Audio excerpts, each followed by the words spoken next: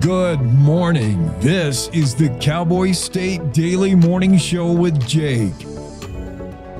The new way Wyoming wakes up.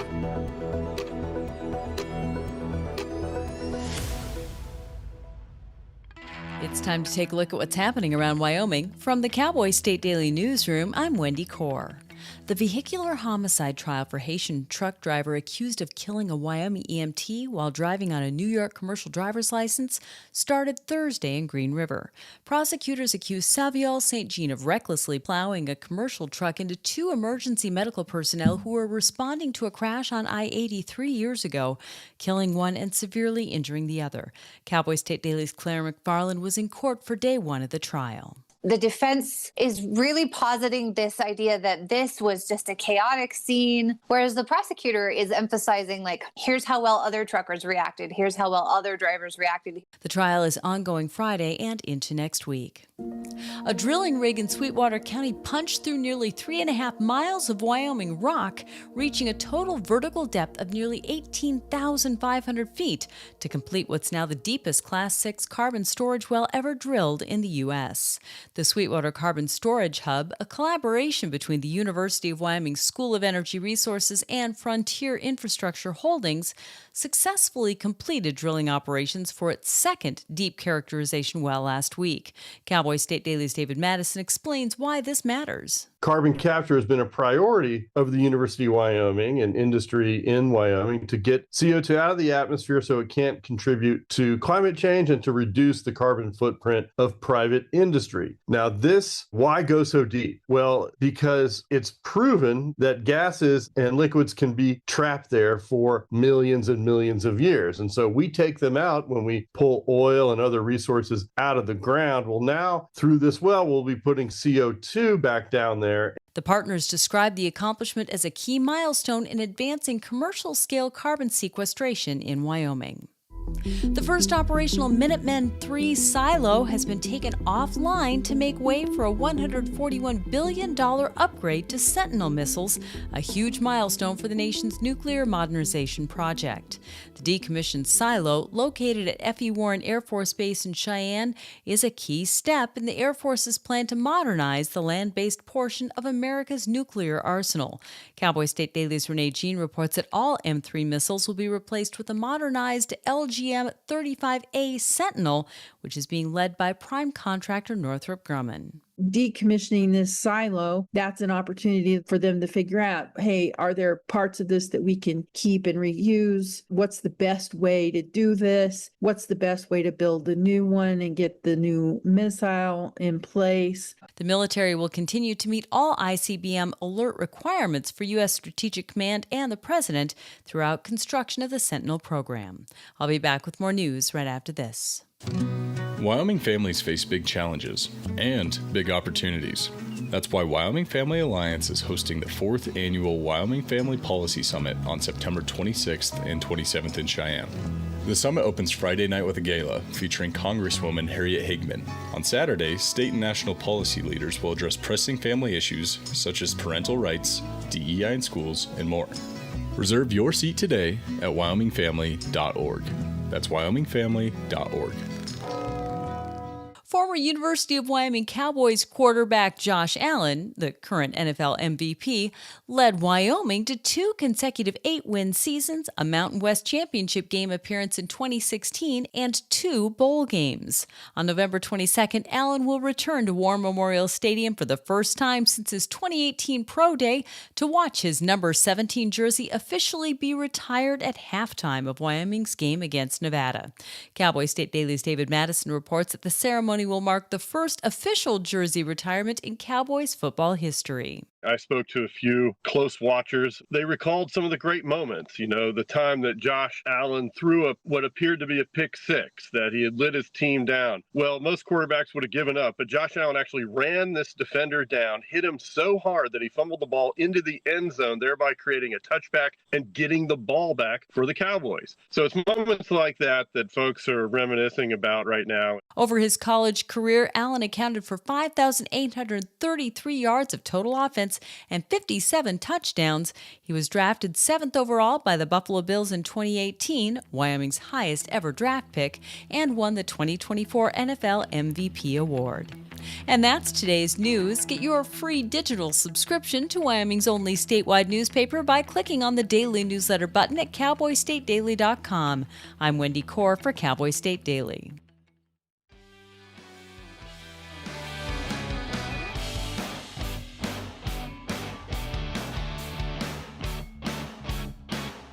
Hey, good morning, and welcome to Cowboy State Daily Radio. This is John Baggett here in Sheridan, Wyoming. The Bags Studio, your buddy Bags, here with you till 10 o'clock. Thanks for tuning in. Boy, I tell you, the season changed. We're, can you tell? I mean, the crickets are out. The sun isn't up yet. So the 6 o'clock hour is going to be done in the dark for a while now. Got a very interesting show lineup. I'll give that to you here in a second. But a quick look at Don Day's weather forecast. Wyoming weather sunny in most of the state today with areas of smoke and a chance for rain, especially in some of the western areas. Highs from the mid-60s to low 80s and lows from the low 40s to the low 50s. I can feel it in the air. Smoke in these areas, again, we have those fires. Of course, the Red Canyon fire, which has burned up to 125,000 acres over kind of in the Thermopolis area.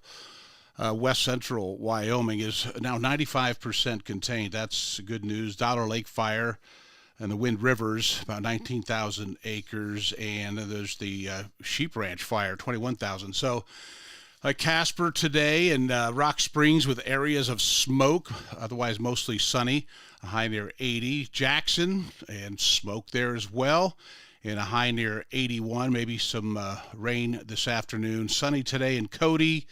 High of 78, low tonight of 54. And let's see, Sundance, sunny today, high of 57 or 67. Kind of cool. And Torrington, sunny and a high near 80. Cheyenne, sunny today with a high near 75. Right now in Sheridan, it is 42 degrees. That's chilly outside. So, well, as I mentioned, I've got some serious topics today. We will have a little fun later on in the morning, but one of the probably the most serious shows I've done so far since launching the Saturday edition of Cowboy State Daily Radio back in March. September is Suicide Prevention Month, and your buddy Bags here thought it was maybe time for me to help and raise a little awareness and maybe promote some resources. Got an interesting guest in the Zoom room with me today, and he's a former coroner in Fremont County. I'd like to welcome Ed McCausland. Am I pronouncing that right, Ed? McCausland? Yes, you are. Thank you, John. You betcha. Here, I got to fix something here on my screen really quickly. Hang on a sec, and I'll get right back to you, my friend. It just takes me a second here to... For those that are viewing, that's, there we go. Okay, now we're about the same size there in the visual. So what we're doing is we're broadcasting on multiple stations here in the state, Ed, and we're also streaming. So I usually encourage folks to at least be aware that folks can see us. I've 43 years in this radio business, just the last 6 months or so where folks can see me. They have an old saying in our business, a face for radio. So anyway, good to see you. I really appreciate you getting up early with me, Ed. I wanted to, before we get started, again, Ed McCausland, Fremont County, retired Fremont County coroner. Where are you this morning, Ed? In Riverton. In Riverton. I have a lot of friends over there. You betcha. And you guys got that couple of fires nearby there in the Wind Rivers too, don't you? At least one that I know of, yes, and it's pretty smoky. Yeah, it is. And it came up here. It was kind of weird because we had our terrible experience with the elk fire last year at around this time. And we had that smoke come lay down right here in the Big Goose Valley on top of us. Well, the smoke from the Wind Rivers areas has moved its way up here. At least it did yesterday. Hopefully the winds will blow it out. But anyway, the big one, the what do they call it? The Red Canyon fire is a 95% contained. So there's some good news. Uh, some bad news here. This is according to data from the Wyoming Department of Health. There were 168 suicide deaths among Wyoming residents last year. The state suicide rate for 2024 estimated at 26.3 to 28.2 deaths per 100,000, which pretty high, but apparently it's down a little bit, at least from 2021. So here's, by the way, 49,300 suicides in the United States last year. Tragic, absolutely tragic. And again, part of my motivation this morning, Ed, just to let you know, we do have family and friends in the military, and they have a high rate of suicide in the military, and we do know of some families who've suffered that tragedy. So that's part of my motivation. But wow, compared to other years, we're up slightly, 156 deaths in 2023 and 155 in 2022. And again, as I said, there's been 168 suicides was the total for 2024. Don't have the 2025 numbers yet. Let's see, approximately 88% of suicides, and this you will not find surprising at all, Ed, I'm assuming, is 88% are males, men, that commit suicide. Firearms are involved, strangulation, hanging, etc., poisoning even. So yeah, anyway, it goes through the stats on some of the counties. So how I found you, Ed, I'm trying to look at this from a problem-solving resource here. And one of our very good columnists, Jackie Dorothy. Do you remember Jackie? Oh, yes, And yes. you bet. You two had a discussion at one point, and let me grab my notes here. So, first of all, let's find out a little bit about you. So, your background, you're retired now, but you are the former coroner in Fremont County. Is that accurate? Yes. How long did you do that, Ed? I joined the coroner staff as a deputy coroner in 1975, and the coroner, who was Larry Lee at that time, retired in 98, and I was elected, and I served 4 terms until 2014 as the elected coroner. And so, in what town were you in Fremont County? I understand that, but where was that? And were you in? Well, my base was in Riverton, I gotcha. but we worked the entire county. I understand. So, as a coroner, so just obviously, you really have faced the reality of suicide, probably from a perspective that none of us could even imagine. Can you talk about that a little bit, and just the experience of getting that call? That's got to be tough on anyone. Probably something you never really get used to. Is that how you would describe it, Ed? I think that's an adequate description. I don't see any way that anybody can get used to doing that. Something else to mention also, that the Wind River Reservation is in Fremont County, and the coroner also has the responsibility for investigating the deaths on the reservation. I see. So that's another aspect of it that's entered into it. Well, from my research, Ed, I learned that ethnicity-wise, Native Americans have the highest rate of suicide, followed by whites, and I had some other numbers there, but so that would be where you were, and in proximity, and your responsibility would include Native Americans. So Yes, being retired since 14, I don't have the current statistics and things, but it's a gruesome thing. yeah, It's certainly something that you don't look forward to. Well, and so as far as some of the reasons behind that, yeah, there's as vast as you can imagine for that. But part of it is, especially here in Wyoming, the suicide rates are higher in rural areas. For example, Alaska, very high, and particularly amongst the Native American tribes there. And then Montana and, of course, Wyoming. And as we mentioned, 168 suicides in our state last year. So, well, again, reaching out to you was by design. Jackie Dorothy mentioned that in this desire to offer resources and some help in this situation, it being, as I mentioned earlier, September is National Suicide Prevention Month. One of the things that you got involved in, now, if in my mind's eye, maybe I can't even imagine what a suicide scene may look like, something that you probably on multiple occasions walked right into. You came up with a plan and a fundraiser to help that situation. Maybe you can describe, if you know what I'm talking about, what motivated you to set up a cleanup fund.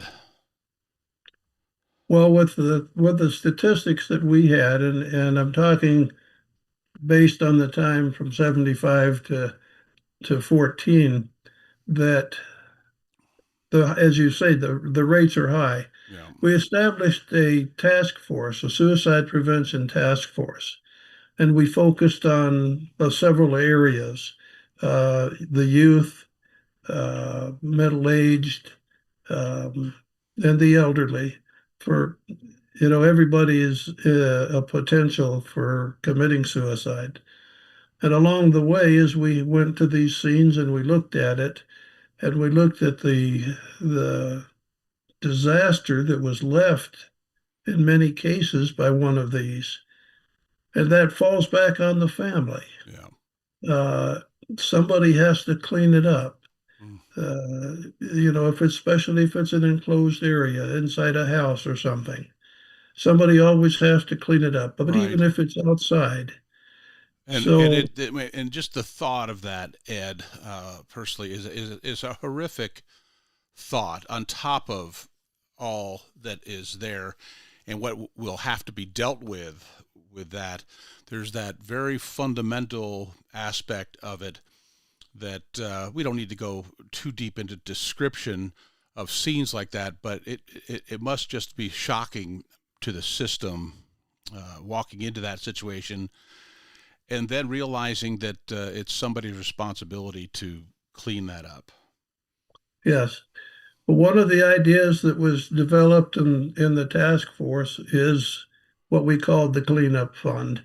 And I approached the Fremont County Commissioners, and I wanted to establish this fund and raise money for it, and following procedures as far as government is concerned. They gave their consent. And during that meeting, one of the county commissioners started it with $1,000 donation. And so we went out, the tribes contributed to it, many businesses contributed to it, individuals contributed to it.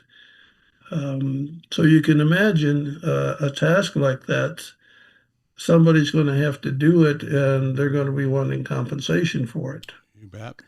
So the next problem that I encountered after we established the fund and we developed enough money to do it was to find somebody who was willing to do it. And we ran into a real problem.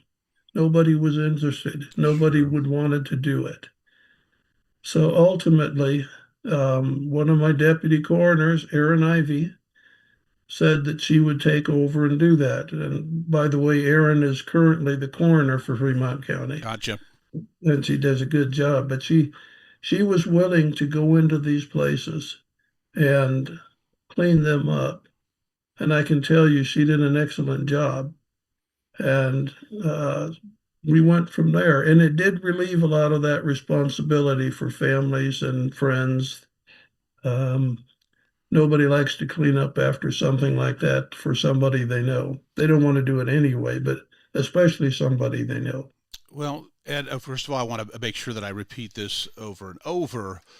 The Suicide Crisis Lifeline for help is just dial 988, those three numbers, 988, and it's called the Suicide Crisis Lifeline, and 24 hours, 24/7, it's manned. There's somebody there always. So if you or someone you know, someone you love and care for, has some significant issues in this situation, then 988 is the suicide assistance. You will get help there, and they do have a website as well for information. Maybe you know somebody, we know somebody that needs resources, and you can go to 988lifeline.org.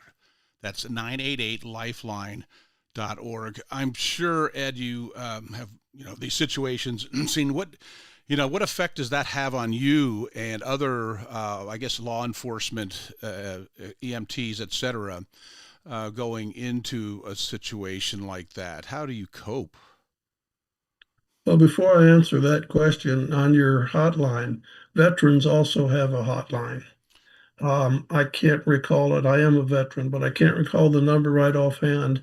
But I know if you call the VA, that's one of the first things they ask if you're suicidal, and they give you a number to call, which I think is designed just for veterans. And I do know that they have on that 988 number, one of the options when you're pushing a button is, are you a veteran? And that'll direct you to that number. By the way, thanks for because Christina Miller, she's the public affairs officer at the VA here in Sheridan. I've invited her to come on the show here in just a little bit to kind of focus, as I mentioned earlier, have family and friends in the military, very high rate of suicide. So I invited Christina Miller to join us. She will at some point here on Cowboy State Daily Radio. But is there anything, Ed, before we wrap up our segment together, anything about suicide that we don't know, and or that you would want families and loved ones who are listening or watching us today to know? Well, as I said, it has a wide age range. Um, when you're talking about the youth, uh, sometimes somebody will say something to a friend and then says, "Well, now don't you tell anybody." And so, out of their honoring the person who they promised they wouldn't say, Right. then I asked them the question: Would you rather have a dead friend or a mad friend who's somebody that's mad at you but still alive? Right. That's one of the things there. Communication is a big issue. You start to see signs and symptoms and take note of them. Don't think about it. And somebody starts getting rid of property. Somebody makes out a will. Somebody says, well, you can have this or you can have that.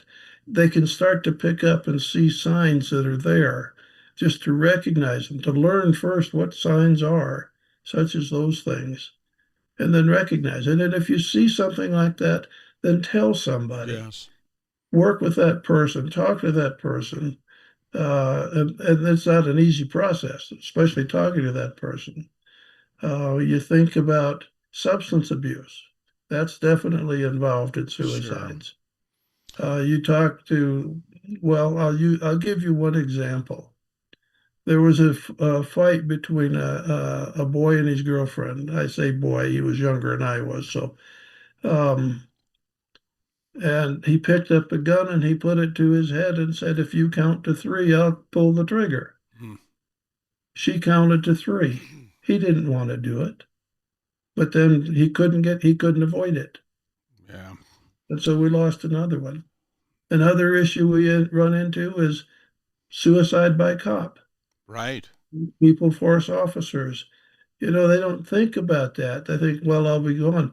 They don't think about what happens or what that officer goes through and his family goes through. No, So there's so many things that I don't know that I have enough time to look at all of that, but I've seen so much of it that uh, it certainly needs to be done. Education. Uh, we would do during Christmas time, when sometimes the suicide rate will go up. We would find youth activities, maybe put movies in the theater down here. Then the theaters would cooperate, sure. and they'd run movies during the days that the kids could go to. Just finding activities for them. Working on the reservation, and as you said, that's a different aspect of it. And you can use their Native American spirituality. I had a person that worked with me on there. Her name was Georgie Crawford, who was Native American. She was Arapaho. And we worked closely for several years on just that process and going to the different schools and talking to them. But observation, listening, and talking to them. And if you see something, some people are just going up and do it. A lot of them are done at night in the dark. Well, and yeah, like you said, there's so many aspects of things, but from the perspective of somebody like you who have been right there in that room afterwards and dealing with the aftermath, that's why I wanted you on the show this morning. It's been enlightening. And again, thank you for your thoughtfulness and in considering and putting together the cleanup fund to help families deal with such a tragic situation. This is Ed McCausland. Ed, thank you so much for joining us here on Cowboy State Daily Radio on a Saturday morning. It is a suicide prevention month, and I wanted to get involved and do what we could. I've invited Ed.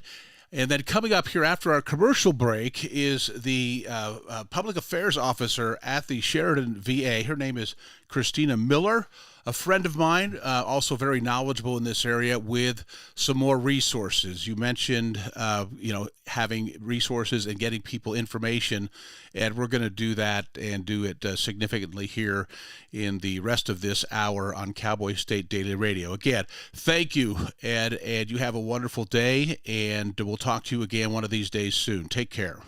All right. Thank you for the invitation. All right. We'll be back with Christina Miller from the Sheridan VA, the public affairs officer here on Cowboy State Daily Radio. After this break, it's 6:27. Good morning. Wyoming is a big state. There's so much ground to cover, so many stories to tell, but the Cowboy State Daily News team is up to the challenge. I'm Wendy Core, host of Cowboy State Daily Video News. Whether it's politics in Cheyenne, energy issues in the Powder River Basin, or grizzlies in Yellowstone, our talented crew of experienced journalists are out there finding and telling the stories that matter. What's the best restaurant in DuBois? Renee Jean checks it out. What's the most recent Supreme Court decision mean to our everyday lives? Claire McFarland explains. How is the upcoming elk hunting season shaping up? Mark Hines lets us know. Every day, I talk to the reporters who are covering the topics, issues, and people that are important to Wyomingites, and in our daily newscast, I bring you those stories. Tune into the Cowboy State Daily Video Newscast every morning, only on CowboyStateDaily.com. This is the Cowboy State Daily Radio Network. Gracie and Pedro might not get along so well. They're standing on my tail. But there's one thing they agree on. There's a right seat for everyone. Oh, that's the good stuff. Whether you're a dog, Hold on, Pooch. a cat, a fish, or a rat. And I'm a ferret. Be sure to travel safe. How can you be so sure? I'm absolutely positive. On your next adventure, make sure your children are in the right seat for their age and size. Get it right at nhtsa.gov/the-right-seat. So I wanted to talk with you and your mom today, Lily, because some people at school have noticed changes going on with you, and we're concerned. Like what? Who? Some of your friends, teachers. It sounds like you've lost interest in a lot of things lately. You're hanging with new friends. So, individually, maybe those things are no big deal, but taken together, and then the incident the other day, You were with Derek when he was caught selling marijuana. Yeah, he was selling it. Honey, we know. But we care about you and want to know what's going on. That's right. We just want to understand better and see how we might help. And if weed is a part of it, we just want to make sure you understand the negative consequences for someone your age. The physical and mental health effects, the poor decision making, and the confusing legal aspects these days. So what do you say? Can we talk?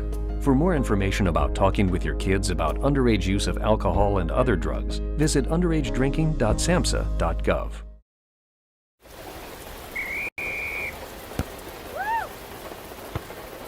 Come on! Go, Diane! Yeah, keep it going! Yeah! Go, honey! If you love them enough to drive an hour to cheer them on as they get beat 11-0 in the rain, then surely you'll check nhtsa.gov/the-right seat to make sure they're correctly buckled in the back seat.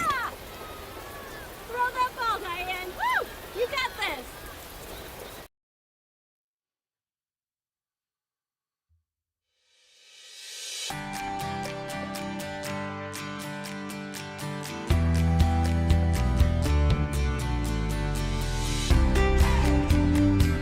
Hey, welcome back to Cowboy State Daily Radio. This is John Baggett. My friends call me Bags. So welcome to your Buddy Bags studio in Sheridan, Wyoming at 6:31.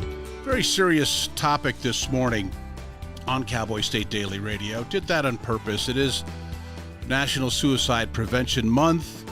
There's been some incidents of that amongst family and friends, primarily military related. So with that, of course, as you're booking a show, you try to get experts, as many as you can, to speak to a topic like this, where I confess that obviously I am not an expert. So yes, I reached out to Christina Miller. Her and I have done some things together in the past. Hey, give me a second here. I'm going to fix a screen issue real quick. Christina, last time we did some stuff together was at the old-fashioned radio station where you didn't have to count on Bags to be a technical wizard, but here you do. And I love technology. Yeah, well, well, you do and I don't, but I've gotten so much better at it that I don't even worry about it. I just pause for effect. But thank you, Christina, for getting up early with your Buddy Bags here and talking about this very, very serious issue. First, let's hear a little bit about you. I had mentioned that you were a public affairs officer here in Sheridan at the VA, the Veterans Administration Hospital, the beautiful Fort McKenzie, right? Yeah, absolutely. What an impressive building I should say campus.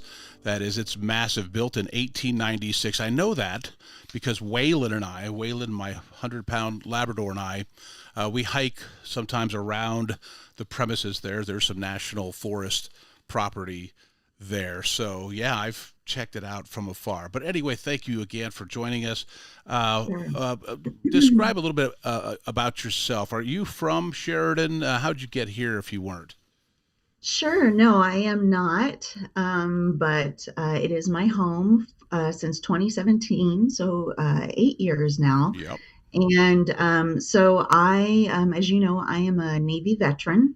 My husband's a Navy veteran as well. Yes, I did know that. And when we, I did not do a full 20 years. He did. And when he retired, we were in Washington State, and we were looking for what was next, right?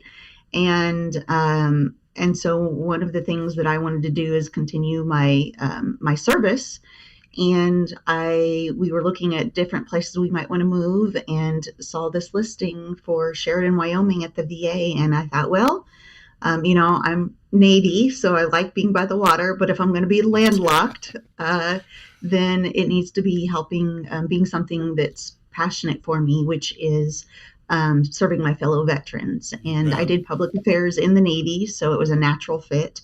And I was so excited. I was told about the beauty of the campus, but I didn't fully believe it until I started driving down Fort Road for the first time with all the beautiful trees lined along the Yes. street. You know, it's just gorgeous.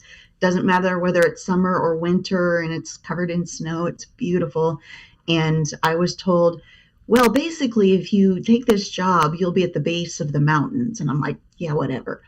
No, it's bet. beautiful, and Well, great place for respite for veterans, for our veterans. It warms my heart because I do get out there.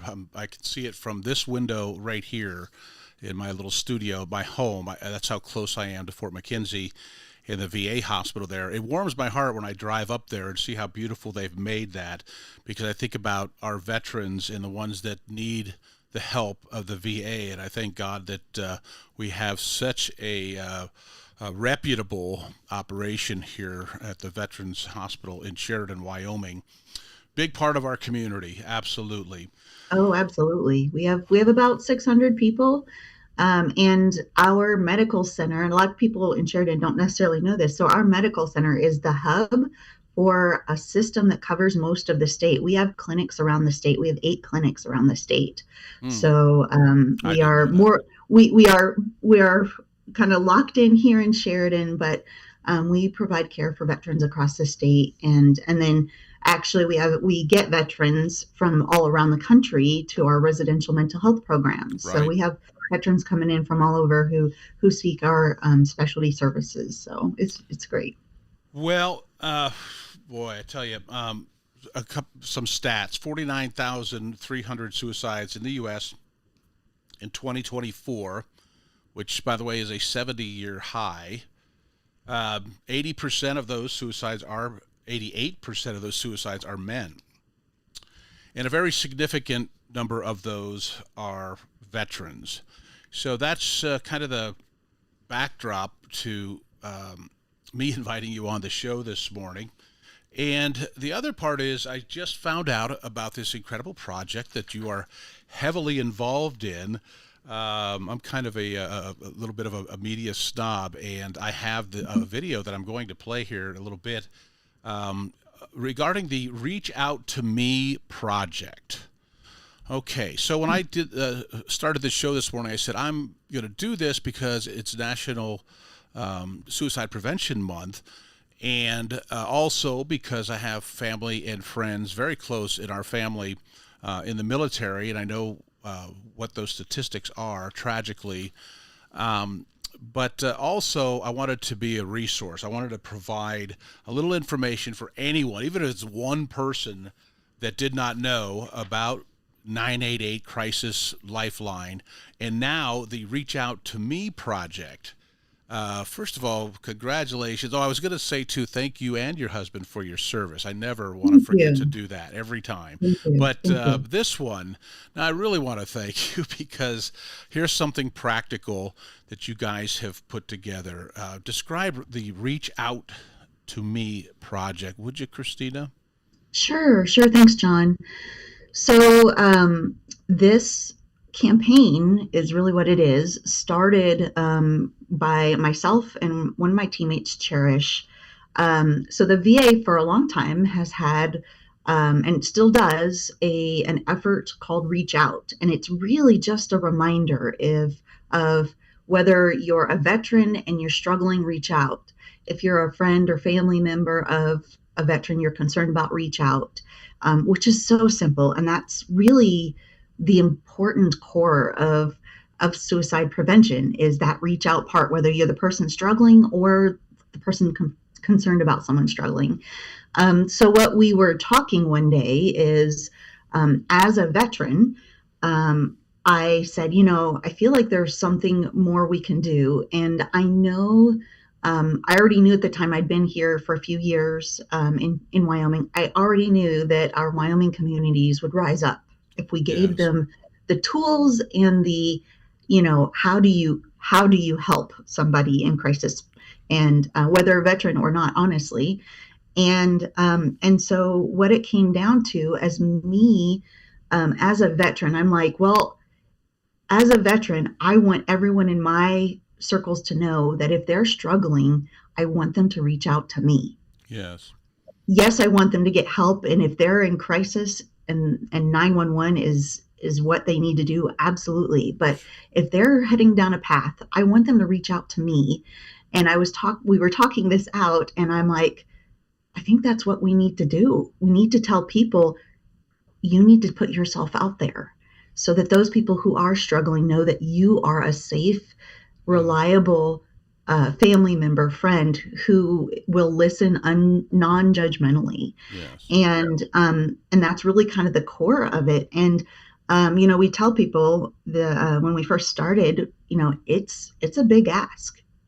It is scary. Let me And- interrupt for just a second. Don't lose your train of thought, because I want to make sure that folks know that can't see because you're not streaming, you're listening to our broadcast, that I have one of your coasters from this project, the Reach Out to Me project up there, and it mentions the Veterans Crisis Line, which is the same 988 suicide crisis line, but you press 1 for veterans. So 988, and if you're a veteran, you press 1. But also, you're able to text, and from a text, resources will be offered to you, and that number is 838 255 838-255. That's the text. And then, of course, you can go online and go to a website, which is veteranscrisisline.net. Again, veteranscrisisline.net. Again, sorry to interrupt, but I promised I would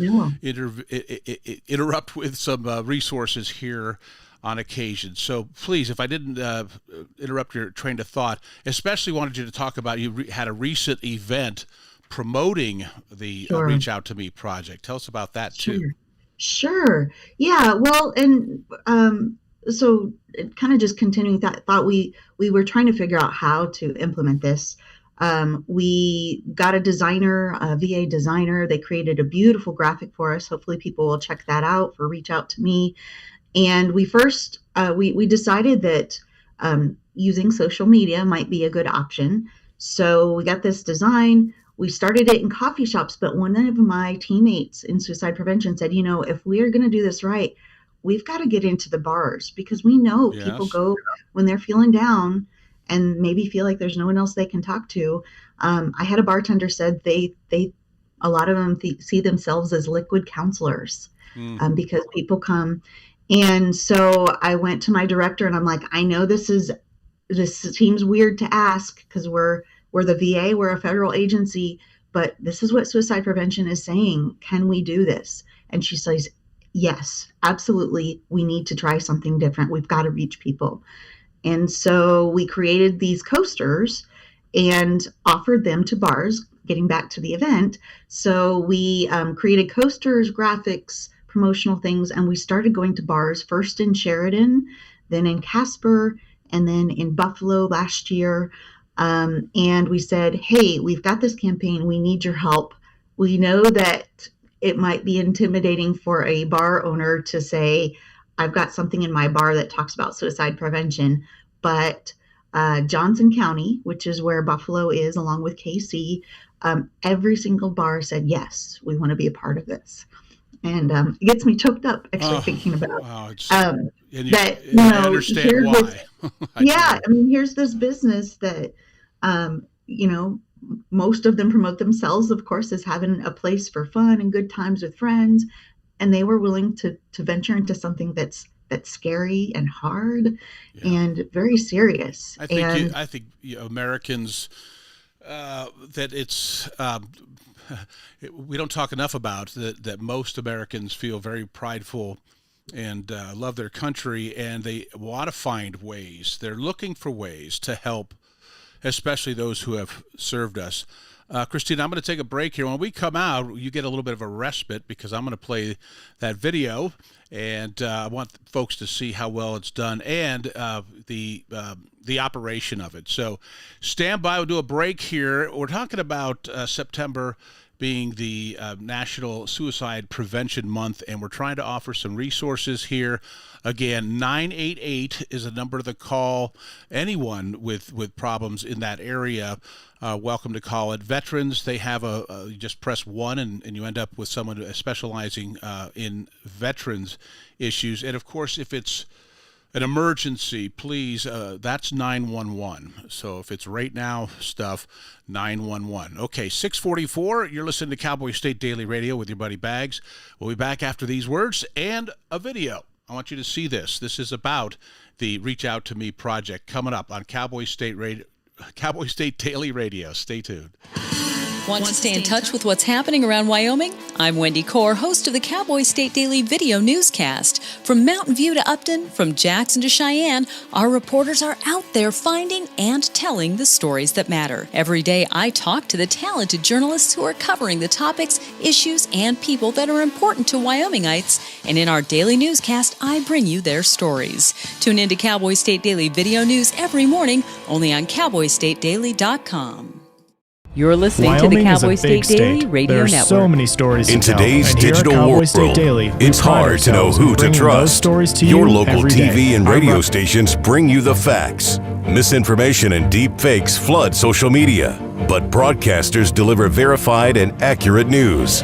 For news, emergency updates, sports, and entertainment, turn to your local stations. Text TV to 52886 and urge Congress to support the vital local journalism broadcasters provide.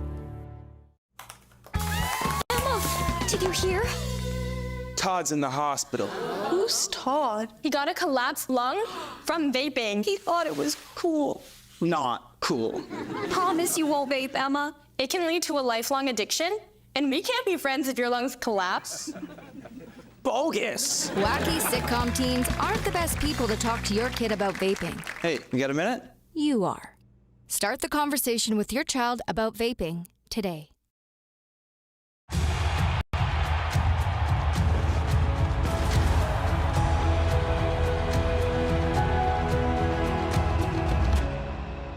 Breathe.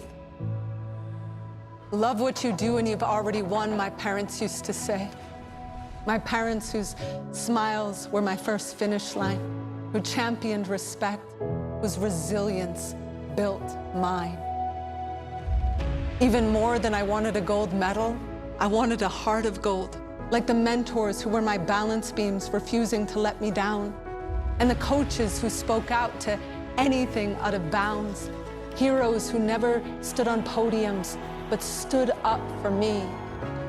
Every shot I made, give the assist to those who since my youth were referees, ready to blow the whistle and end abuse.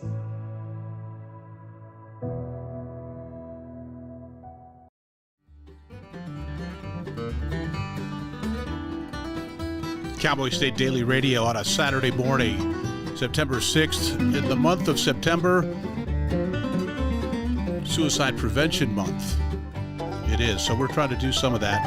And to be a resource, friend of mine and the director of public affairs, the public affairs officer at the Sheridan VA, helping me out in this effort to help in especially in the veterans realm with, remember, 988, press 1 if you're a veteran, if you need some help, or veteranscrisisline.net.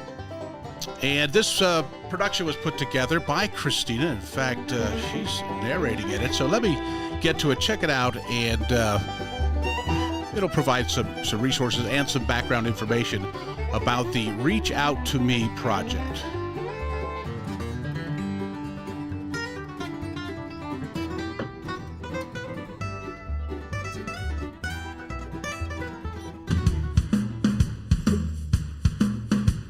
I want to help those veterans that are out there. I've lost some friends in the military to suicide, so this hits home. The Reach Out to Me campaign is based on the idea that the VA cannot battle veteran suicide alone. We need the community and individuals to help us help veterans. And so what we've done is we have come up with a coaster that we've offered to all of the bars in the Sheridan area. When people come in, veteran, non-veteran alike, they come in and they see this cool graphic and maybe look at it, and hopefully they'll pick up this coaster and say, you know what, I want people, the veterans in my circles, to know that I would be there for them. And so they're going to take this coaster and either take a picture or maybe do a video, a selfie, and share it on their social media and say, "Hi, my name's Christina. You guys know me. You follow me on social media. And I want you to know that if you are ever struggling in any way and you need someone to talk to, please reach out to me." I want to make sure that our military, police, everybody like that can come in and have somebody to chat with. And if it's over a beer, it's over a beer. What we don't want is people to feel like if they don't go to the VA, then they don't have a resource, because there's plenty of people in the community that are willing to help them. It's a scary, big ask. The cool thing is that the Veterans Crisis Line is for anyone who's trying to help a veteran. It doesn't matter whether they themselves are a veteran or not, because it is to help veterans. So even if I wasn't a veteran, I could call and say, "Hey, I've got this friend. I'm really concerned about them. I think they're in crisis, but I don't know what to do." And the professionals on the other end who are available 24/7 can help coach me to having that conversation and bridging that difficult topic. We want to be out there to let people know that not only are we here to help, but we're here to listen. It's been so encouraging to get the responses that we have, that all the bars are raising their hand. Yes, we want to make these available for our customers because we think this is important and we want to have a role in ending veteran suicide. And it's so encouraging because it does take that village to end this crisis across the nation. And we can't wait to roll it out in other communities. Bravo and well done. Thank you, Christina. Very well done. I do have up on the screen that flyer that went with that video that you sent me.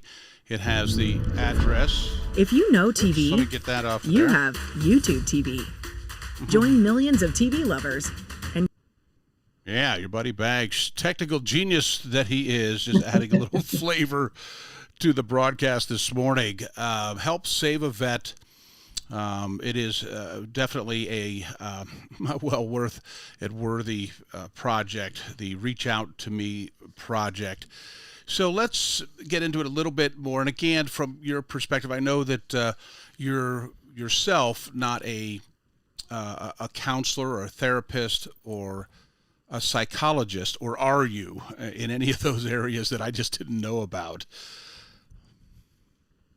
And actually, yes, thank you for bringing that up. I was actually talking to one of my teammates in suicide prevention, and I mentioned that. I'm like, because usually I have them talk to this stuff, and they said, actually, it's really important that people know that you don't need to be any of those to make a difference. Good point. And I was like, it was such a good reminder, and I thanked them because that's what they do. And so I've had to ask someone that I love, are you thinking about hurting yourself? And when they said yes, and I have been, it broke my heart because I love them dearly. My next question to you, again, you've done so well. You could be programming my show because I was going to ask you about danger signs and what first moves from somebody in that position, the one you're describing, what we should do. Can you share some of that advice? Sure. Some of them are really just, does the person seem off, right? If they're appearing more sad or depressed, most of the time, we all have ups and downs, but if it seems like it's systemic kind of all the time, that's a significant sign. Right. Giving away items is a common thing. And I experienced this with a friend when I was serving, and I didn't recognize the sign, but luckily someone else did. Feeling like there's no reason to go on, increasing alcohol or drug use, losing interest in the things that they used to enjoy. That's a common one, that the people around them are the ones who notice things like that. If it seems like they always loved doing this, and now all of a sudden it just doesn't give them any joy, that's a significant one. So feeling hopeless, neglecting their personal appearance, withdrawing from family and friends. The people who know you know the isms about you, the things about you that make you you. And so when there's a big shift that's a sign that something's not right. And then comes that next step of Exactly. I mean, that's all of us are here, including your buddy Bags, kind of scratching our head. What should we do first if we recognize any one of those or multiple of those descriptions? Yeah, so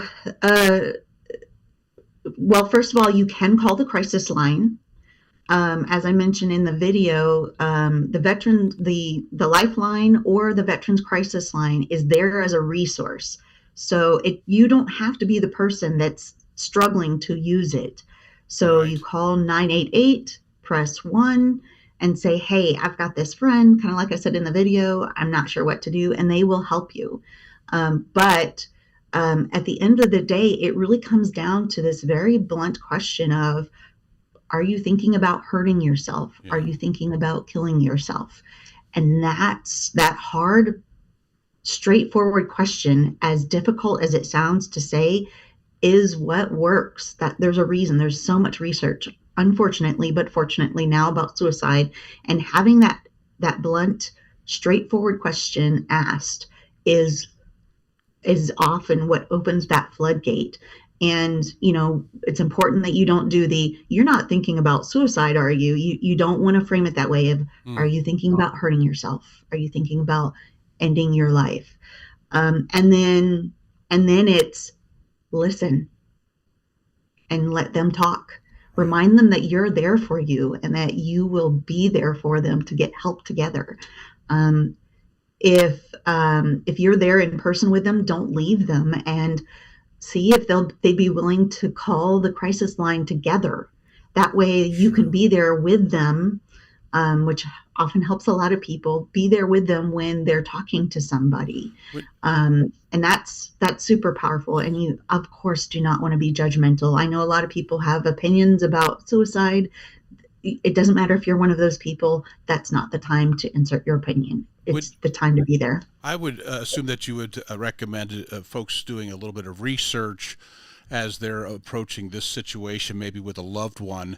And could they find that maybe a civilian on that veteranscrisisline.net website? Would there be resources maybe for somebody who has the responsibility or feels the responsibility to bring this up with a loved one? Absolutely. There's all kinds of tips. There's videos. And I mean, it's, how to start the conversation, and there's all of that there, and really just engaging and looking at, there's some great national organizations as well. The VA partners with the American Foundation for Suicide Prevention, and they have some amazing resources as well. Lots of research, really just getting involved. And that's why these bars, we just had an event in Buffalo, Wyoming, Thursday night, and that was at the Bombshell American Cantina. The owners are both veterans, and they wanted to get involved. Even though we'd already run the campaign last year, they said, we want to do it again, and we want to host this. And they did, and it was phenomenal. We had speakers sharing personal stories of getting through those hard times, and it was amazing. And Lou and Tucker are the owners. I want to give them a shout out because they did such a phenomenal job. Thank you both. Well, I was going to ask you if there is another business out there, bar owner, restaurant owner, who would like to get involved. Who should they reach out to be a part of the Reach Out to Me project? Sure. Yeah, we are going to be rolling this out across the state as as time goes on. We've got a bunch of coasters.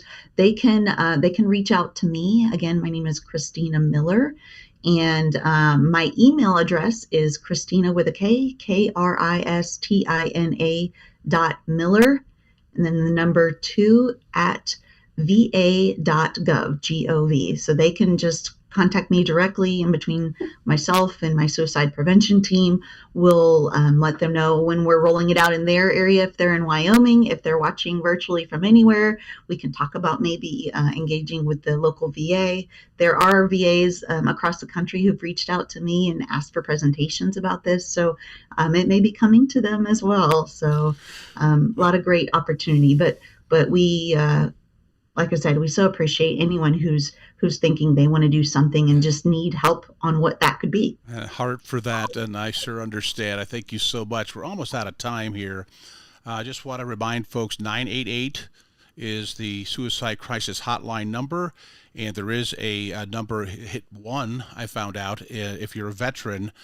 Specifically, that's what we're talking about here, but it really is that 988 number is for anyone contemplating suicide. Absolutely. Christina, Absolutely. I've got to run. I've got a newscast coming up, and then I'm going to lighten things up here a little bit. But I thank you so much for this information and your time this morning. Thanks for listening. Thank you, We'll be John. back here on Cowboy State Daily Radio with your buddy Bags. Stay tuned.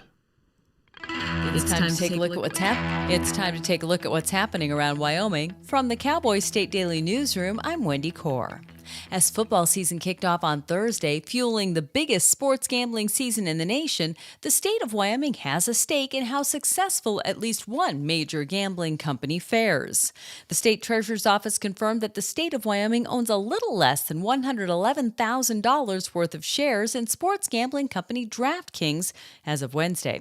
Wyoming has been investing in the company for more than 2 years, but Cowboy State Daily's Claire McFarland spoke to at least one member of the Wyoming legislature who doesn't like the idea of the state investing in gambling. On the one hand, you have Senator Kale Case like, why are we investing in something that we're also regulating and working on actually revisiting the tax scheme for? And Senator Tara Nethercott, who actually chairs the Capital Finance Select Committee, was like, we are such a tiny, tiny drop in the bucket for DraftKings global revenue that anything we do isn't going to influence our investments. DraftKings announced it was launching online sports wagering in Wyoming in September of 2021 after the state legislature and governor approved sports betting. Wyoming was the 13th state to authorize the DraftKings online sports book.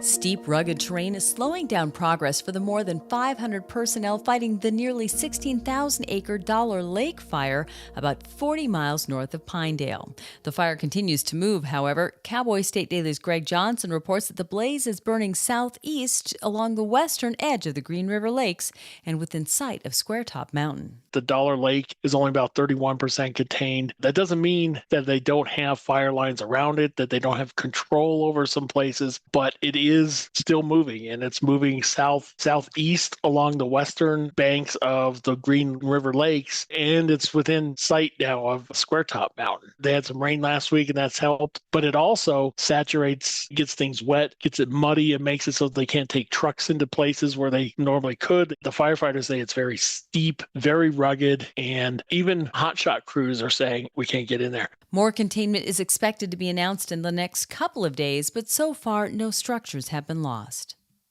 Energy supporters across Wyoming are holding their breath as they wait to see how the Trump administration's continued steps against offshore and onshore wind projects will impact the industry in the Cowboy State. Department of Health and Human Services Secretary Robert F. Kennedy Jr., during a Tuesday cabinet meeting, announced that an interdepartmental coalition of Trump administration leaders are now collaborating on an effort to examine risks associated with offshore wind.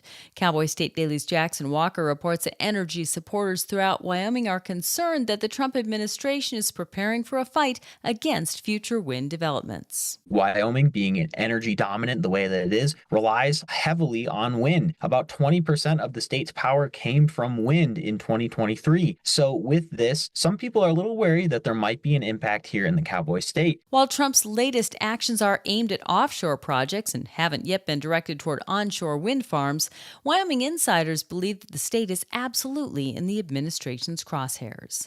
I'll be back with more news right after this. Wyoming families face big challenges and big opportunities. That's why Wyoming Family Alliance is hosting the 4th annual Wyoming Family Policy Summit on September 26th and 27th in Cheyenne. The summit opens Friday night with a gala featuring Congresswoman Harriet Hagman. On Saturday, state and national policy leaders will address pressing family issues such as parental rights, DEI in schools, and more. Reserve your seat today at wyomingfamily.org. That's wyomingfamily.org.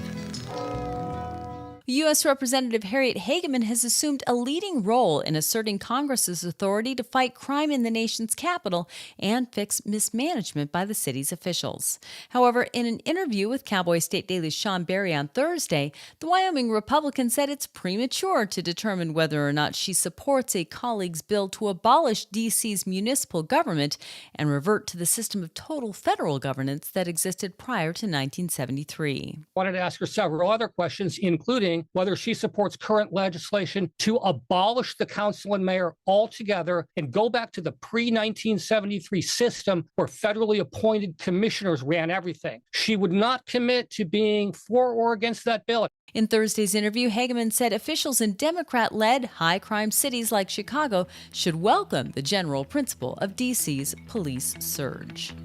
And that's today's news. Get your free digital subscription to Wyoming's only statewide newspaper by clicking on the daily newsletter button at cowboystatedaily.com. I'm Wendy Core for Cowboy State Daily.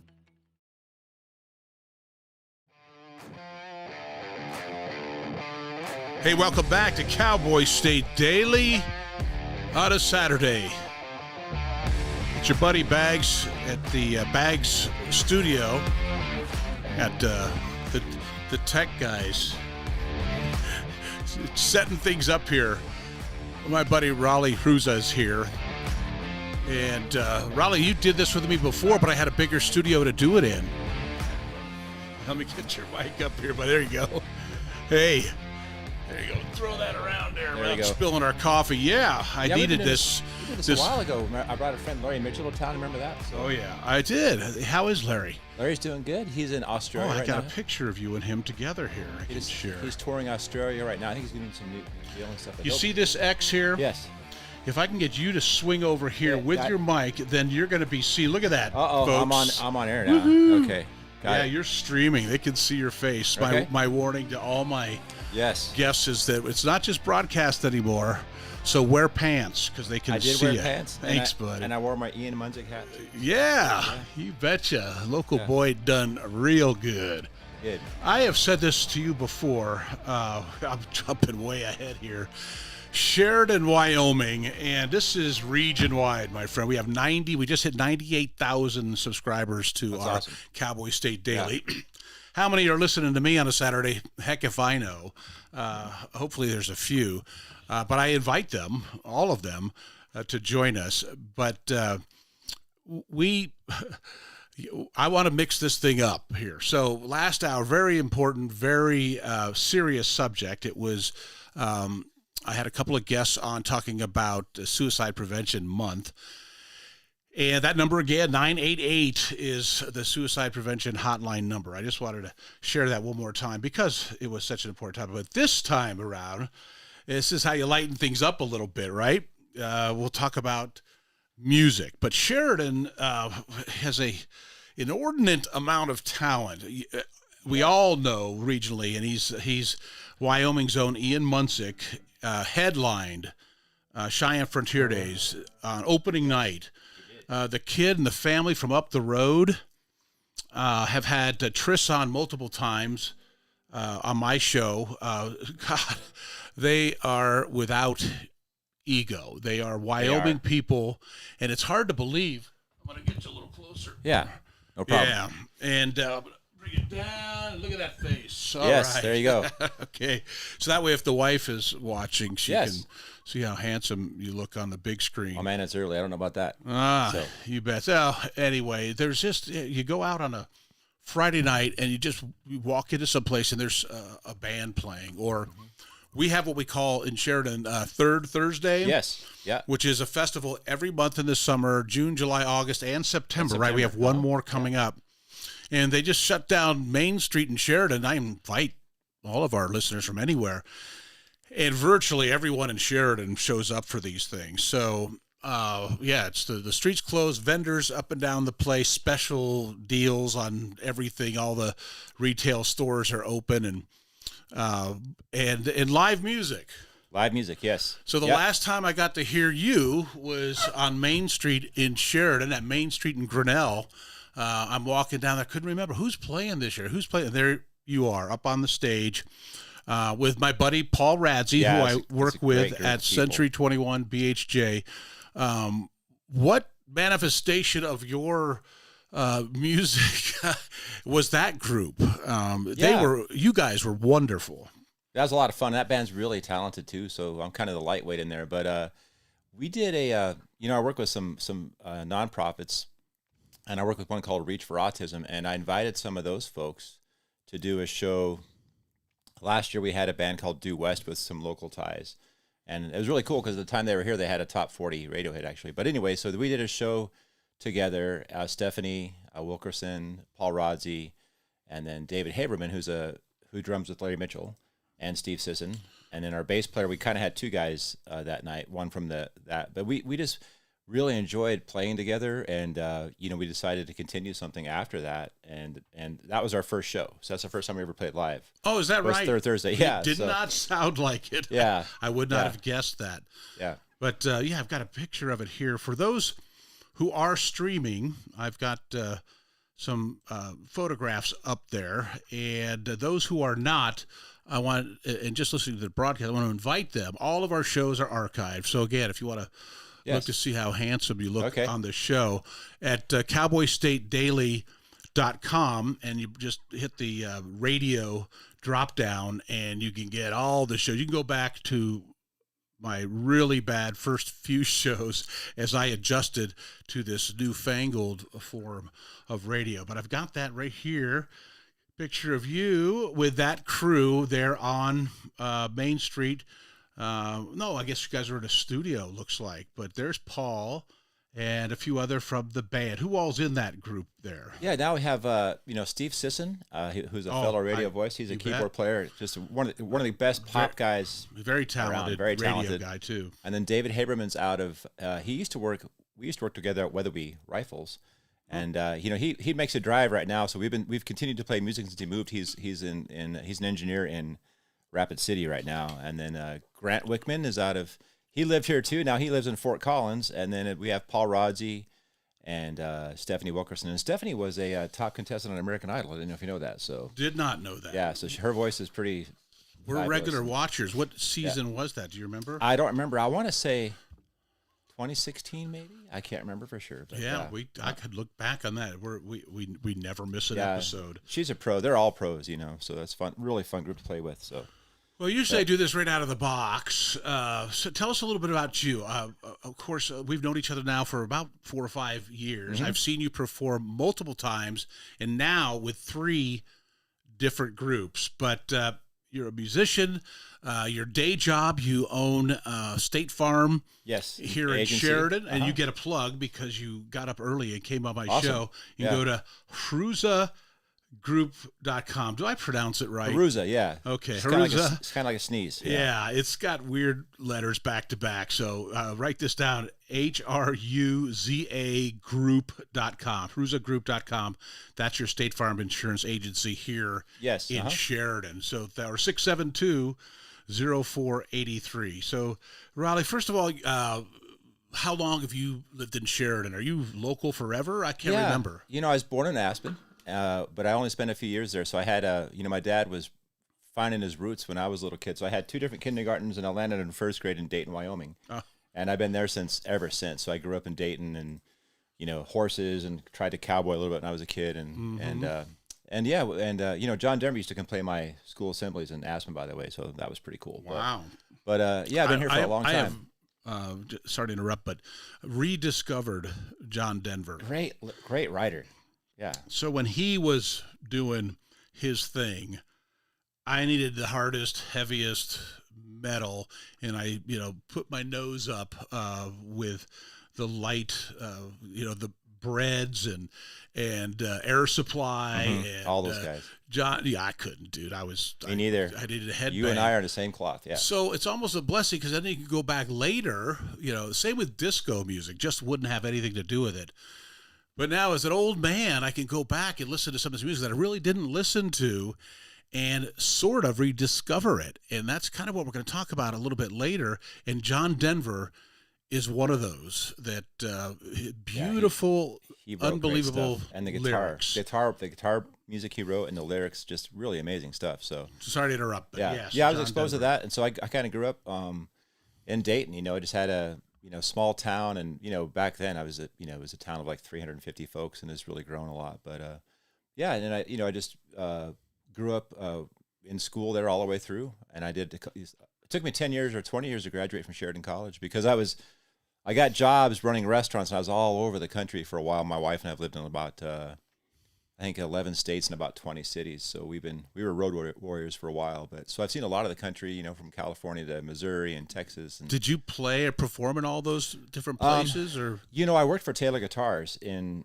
San Diego, so up in El Cajon. So I did, I just was around that. I never really performed, but I made some relationships there that I still continue today. That's how I met Larry Mitchell, and that's blossomed into just knowing a whole bunch of folks in the industry. So. I did shows with the Munzicks growing up. So my bands did shows with Ian and Tris, and so Ian and I've seen pictures with you and the Munzick family.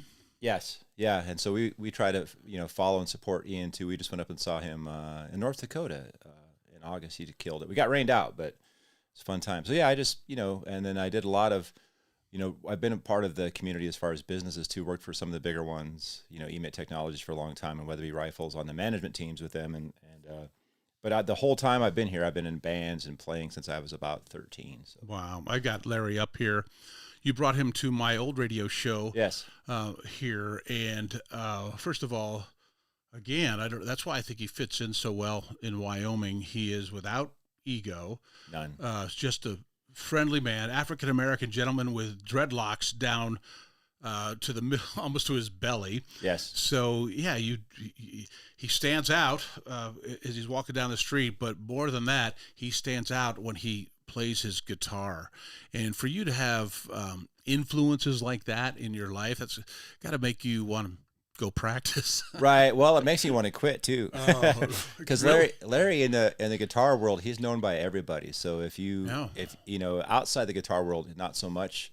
He's not a household name, but he's toured with some of the biggest bands and played big arenas. And Tracy Chapman, Billy Squire, Miguel Bose, and he's done work with a lot of the Native American community with Robert Mirabal.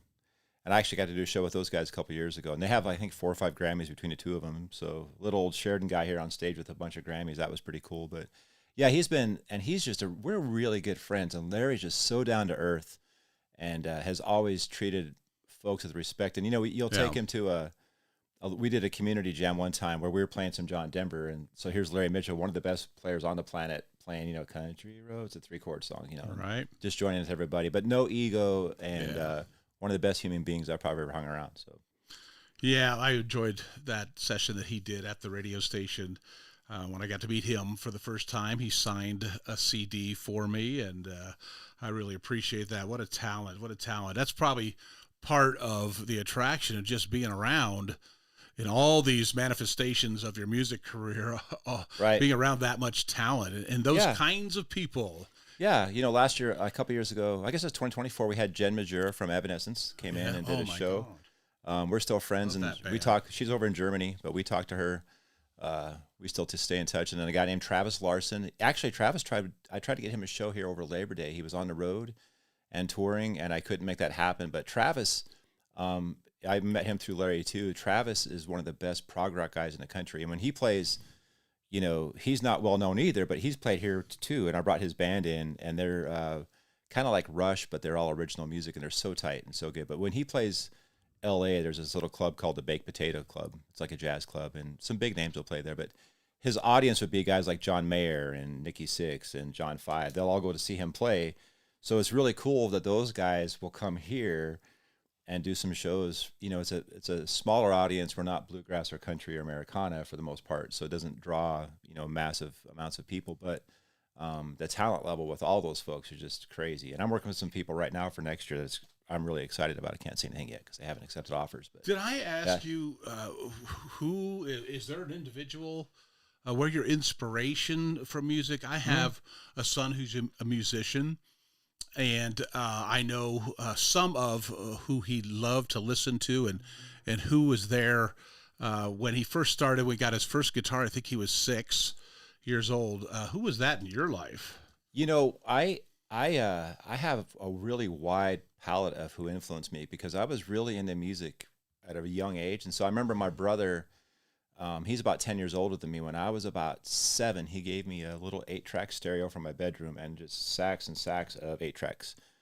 Yeah, so I'm dating myself there. So I grew up listening to all of the, you know, the bands from the 70s, 80s, and my dad and my mom were big country fans. So I got in trouble for scratching like records of Johnny Cash and Charlie Pride and Charlie Rich and Hank Williams. That Sr. tone arm, man. Oh man, but I was stylus would go across there, zip, I was busted. I was drawn to listening to a lot of stuff early, and then when I got older, I was in the metal scene too, and I played in some heavy metal bands, you know, and how come you didn't send me those pictures? Yeah, well, that's you know, what we want to see. There was a little contention in those because I played in one in the 90s because I was in high school when the 80s was going on, and I played in some high school bands, but when I got in the 90s, I started playing professionally, and they wanted me to wear spandex, and you know, that was in the 90s. That's where they lost me. Yeah, that's where I'm like, and I actually came to a show one night, and there's a pair of spandex pants in my amp. I'm like, man, I don't think I can do this, and so that's when I started playing with Cruisin'. Cruisin' recruited me, and I've been with them since. I want to get to Cruisin' because that's one of my favorite bands to see when you guys are in the vicinity. But before we go into the break, this is part of the reason I do this would bring me. This is how I get to mingle with the cool kids, with the guys that I get to go see perform, and then ask them to be on the show so that I can get to know them better. But if you have a little something, we have our little makeshift studio here. Yeah. See how we can make this sound good. This is Raleigh Ruza with the band Cruisin', amongst others. He's here in your Buddy Bag studio here in Sheridan, Wyoming at 720 on September the 6th, and this is what it sounds like, and he'll take us right into a commercial break, and we'll come back with more. I do have a cool topic that I want to talk to you about related to music, so here we go. What do you got for us? I'm just going to play some old 80s hits for you guys, see if you remember who they are. Here we go.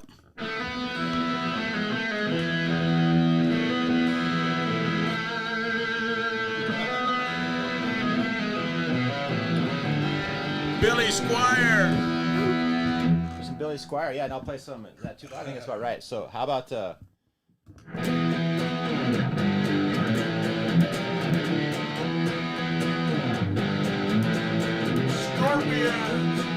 Yeah. How about? Here's one's harder.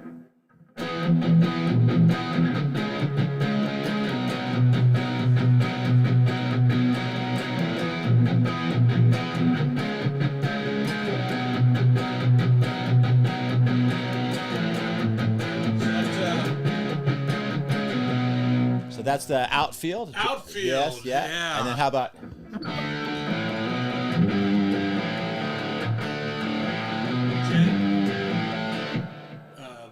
Whose girl is it? Yeah, Jesse's girl. Jesse's, yes. That's Jenny's girl. No, wait. That's mixing things up a little bit. Yeah. All right, we'll come back with more with Raleigh Ruza here on Cowboy State Daily Radio with your Buddy Bag. Stay tuned.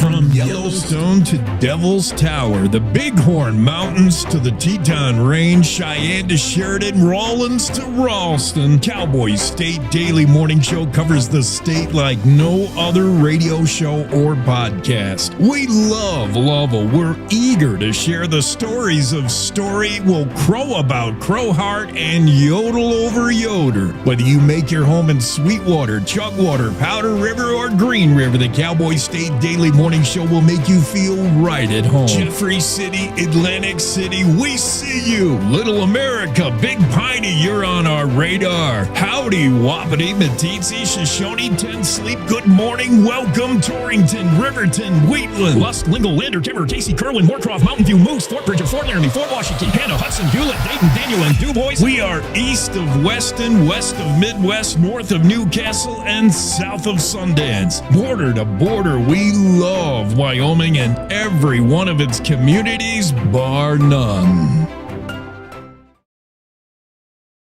This is the Cowboy State Daily Radio Network. When you hear the words nonprofit organization, what comes to mind? Is it a place your dog called home before finding you? Is it an organization that supports accessibility? Is it a place that ensures your safety and that of those you love? that protects endangered wildlife and habitats or fights for our most basic needs. It's impossible to show all the ways nonprofit organizations make a difference in our world. One animal, one person, one cause at a time, but it's not impossible to be part of it. When you give what you have to a nonprofit organization that needs what you can give, you help promote, protect, and strengthen the reach of these incredible organizations. The Nonprofit Alliance is here, helping connect people like you to the nonprofits that enrich your life, your community, and the world we share. Reach out to a nonprofit organization that inspires you today to find how you can help make the world a better place. The challenges our planet's animals are facing sometimes feel a bit heavy. The animals haven't eaten in a day, 2 days, they haven't drank anything, they're cold, they're dehydrated. As soon as we started our descent, everywhere I could see was mud, just absolutely mud. The country has been in prolonged drought for so long, it was like a tinderbox waiting to go up. Okay, very heavy. Each of us wants to be part of the solution, and we can be. Remember that there's good happening right now. At home. All right, we were able to get into your unit, and we have all 4 of your cats. So, okay. And around the world. For any animal in any disaster. So let's focus on that, right? Be part of the solution, one rescue at a time. Search ifa.org/disaster ready.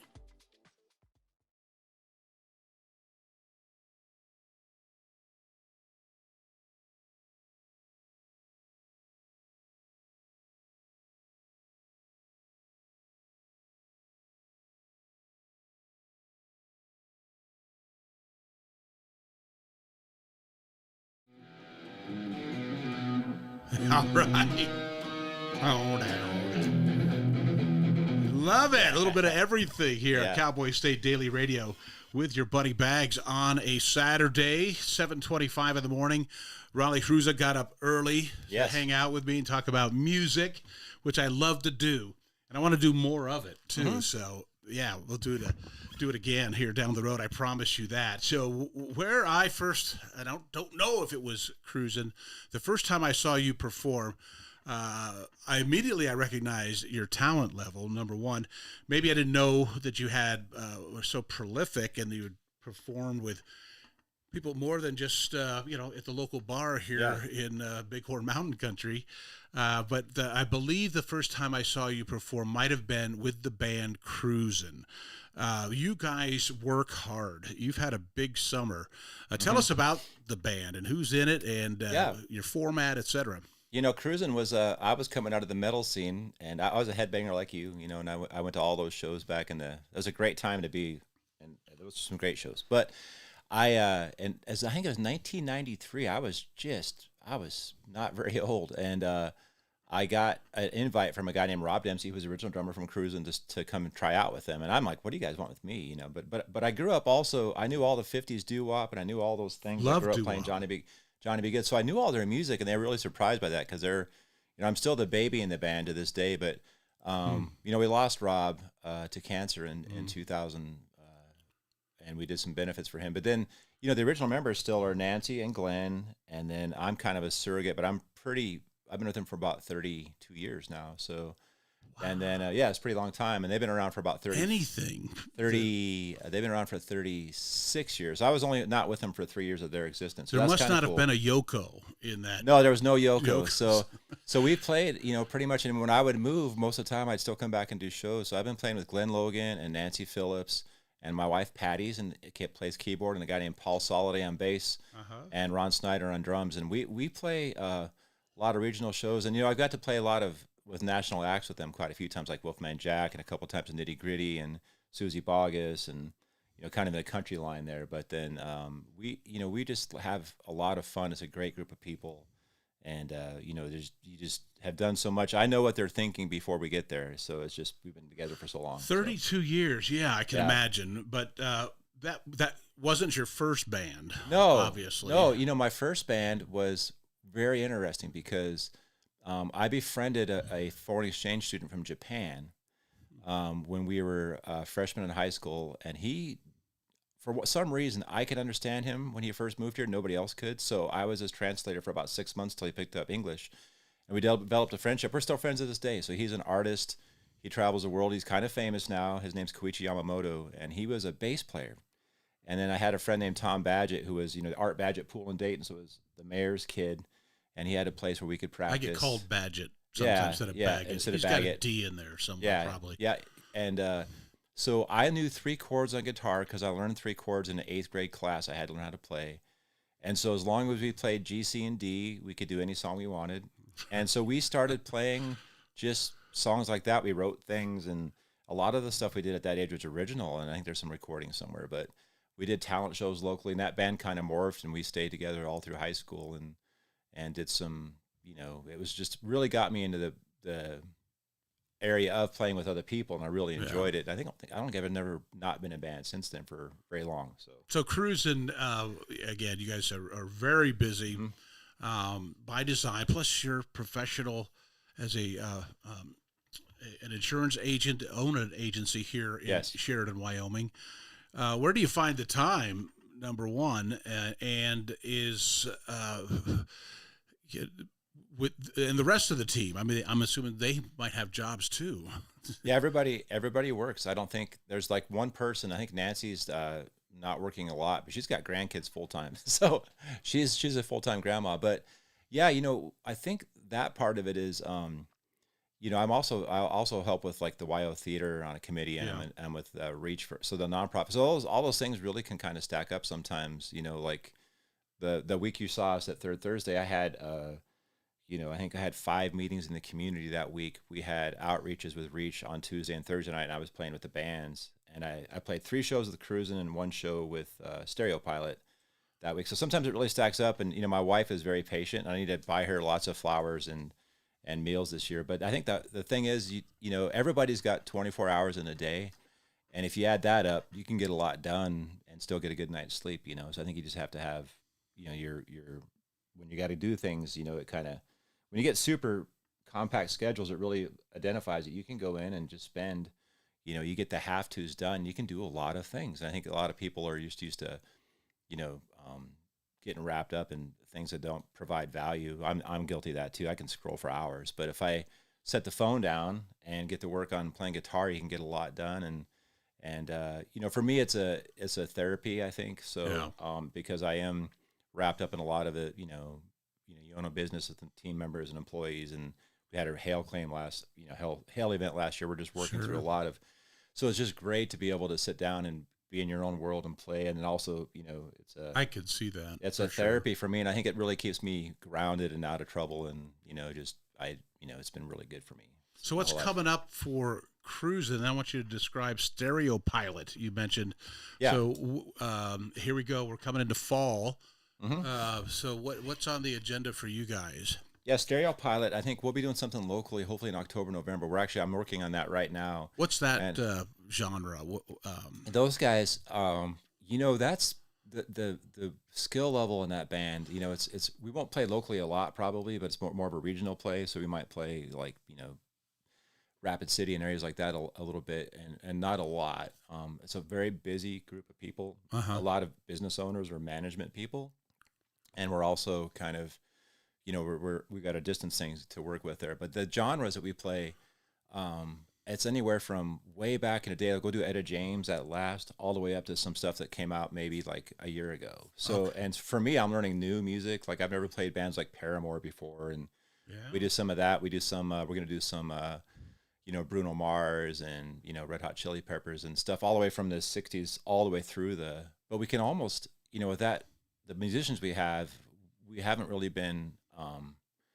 We haven't tried a song we couldn't do yet, which is really cool. So from a percussion standpoint and some of the stuff I like to play, it's really demanding and it's really, and Dave can just handle that stuff. He's great. So that band's really, it's got a wide palette. And, what's the 4-piece, 5-piece? It's a 6-piece. So 6-piece. You have keyboards. We have keyboards. I play guitar. We have a bass player and drums. So the rhythm section's mainly the 4 of us. So you got drums, keyboard, bass, and guitar.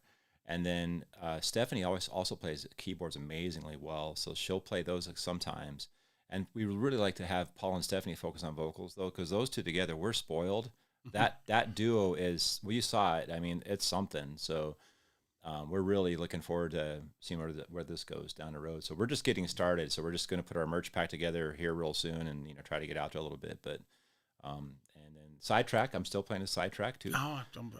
So Frank, Denise Barking, and Steve Sisson and I, we'll be playing next month. Actually, we took the summer off, but we'll be getting back into it. Where are you playing? And that'll be a private event. We're playing a Halloween party we've been playing for years, fun. and there's a lot of people that go to that. It's really well attended and a lot of good costumes. It's just a really fun time.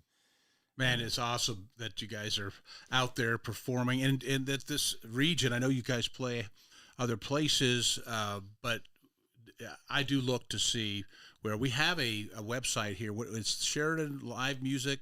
Yes.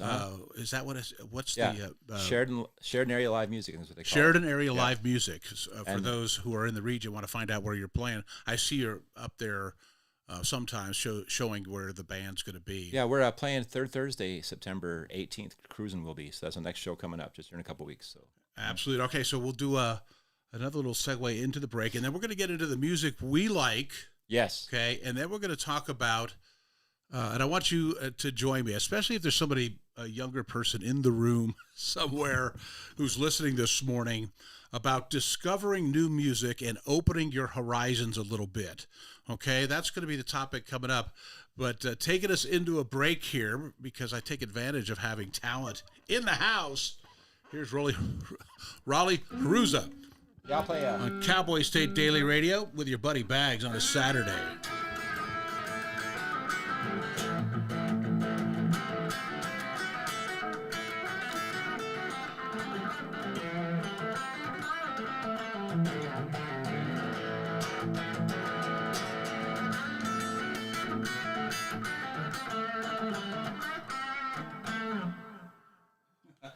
All right. We'll be back after this on Cowboy State Daily Radio with your buddy Bags. Stay tuned. I couldn't play there for a second. You made it.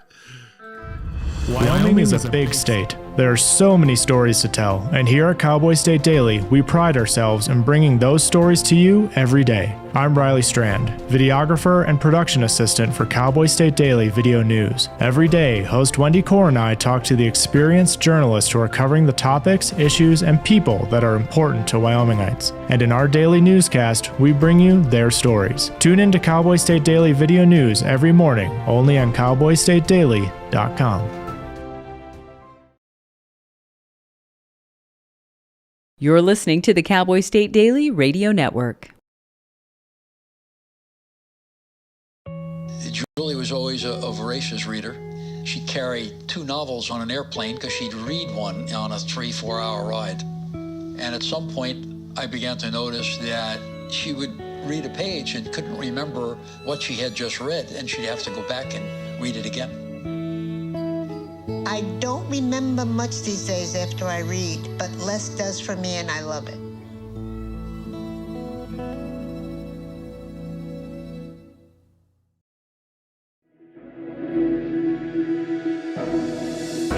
Logan Wilson here at the M Building in Casper, Wyoming. They do more than just support businesses and private events. They support nonprofits by offering reduced rates to help the community thrive.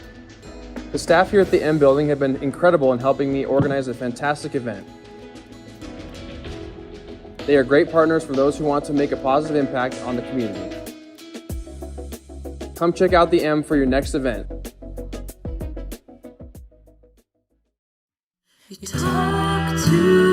In every family.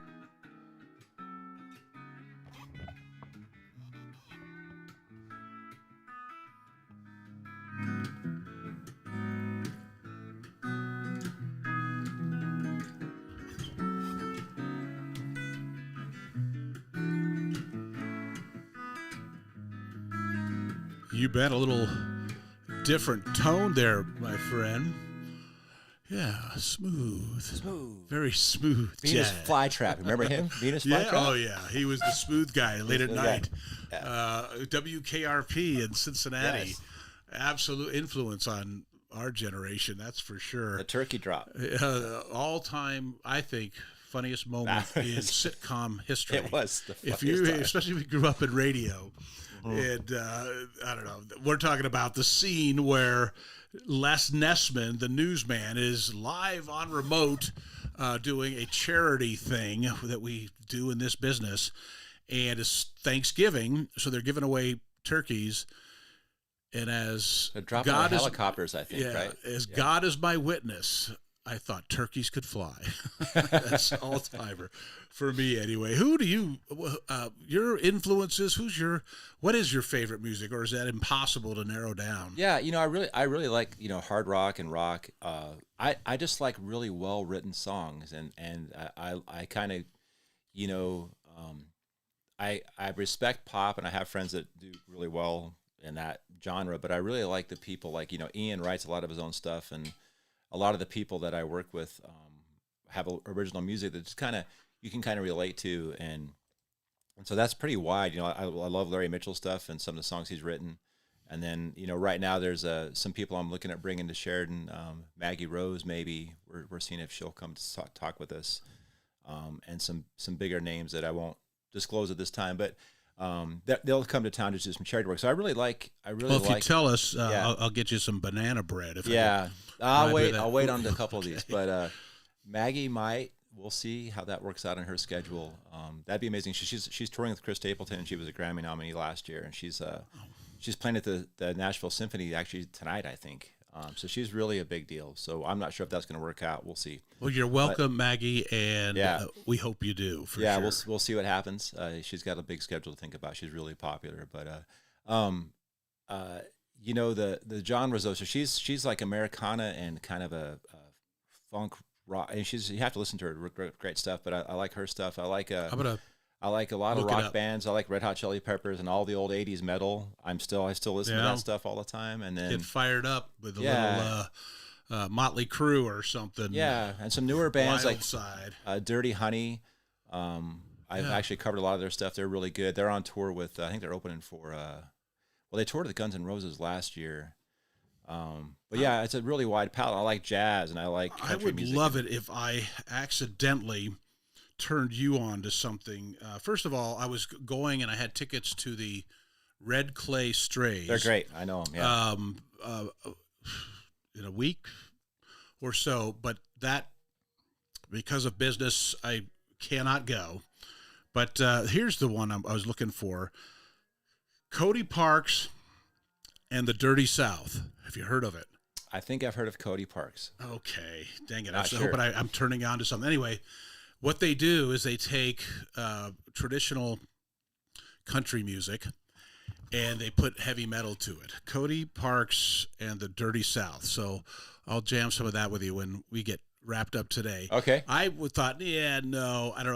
And they do some of their own stuff too, but it's country, behind a very heavy metal guitar. You can hear. So for me, the combination of outlaw country and metal together, right up my alley. So that's some of the new stuff that I found. And the guy I was supposed to go to the Red Clay Strays with, he's the one that sends me bags. Have you heard this? Have you heard that? So anyway, one of the reasons I brought that up about what kind of music you like, what kind of music I like. And we're in a similar demographic. I'm at the end of the boomers. I'm Gen X. Okay, so you're a little bit behind me.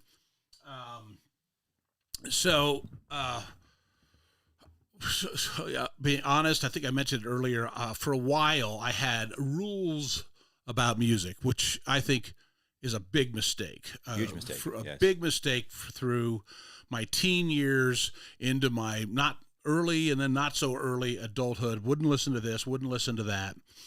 And then every time I said I didn't like something, a genre, like I'd say I don't like hip hop, and then Bruno Mars came along, right? Or I didn't like rap, and then I'd hear Eminem do some incredible lyrics, poetry, really. And so I stopped doing that. And then it made me open up my mind a little bit. But I'm going to do a little clip here. And what I discovered on YouTube, but YouTube for everything, is it's just it's called reaction videos. And we talked about it a little bit. What it is usually young people very rarely is it anybody in my demographic, but it's usually folks who are more into hip hop or rap or metal, like really hard, like the new metal, five-finger death punch, and some of the stuff, it's a little bit too, believe it or not, I found stuff that might be too hard. Some of it. Screamo's crazy. Some of it I really like. But anyway, and what happens is these young people end up listening to something, for example, John Denver singing Rocky Mountain High. And they get weepy-eyed. Can you imagine there's people out there who claim to like music, and they say, at least in this reaction video category, that they've never heard that song before. I mean, that shocks me at times, but I'll play a little bit of this clip here that I have. Most folks are just going to be able to hear these two young people. I think they're European. I'm guessing 20 to 22, no more than that, their age.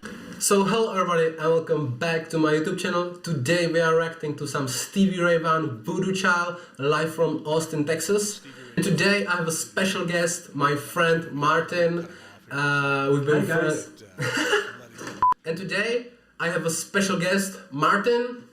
Hi guys.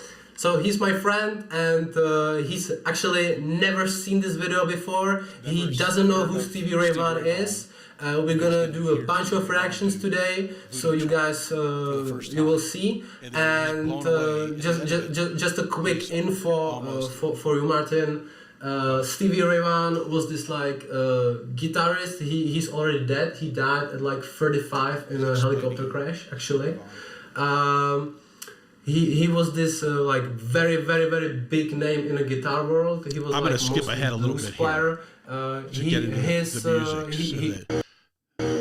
When my team pitched the idea, I thought it was impossible. A pan that's Sears-like stainless, lasts like hot.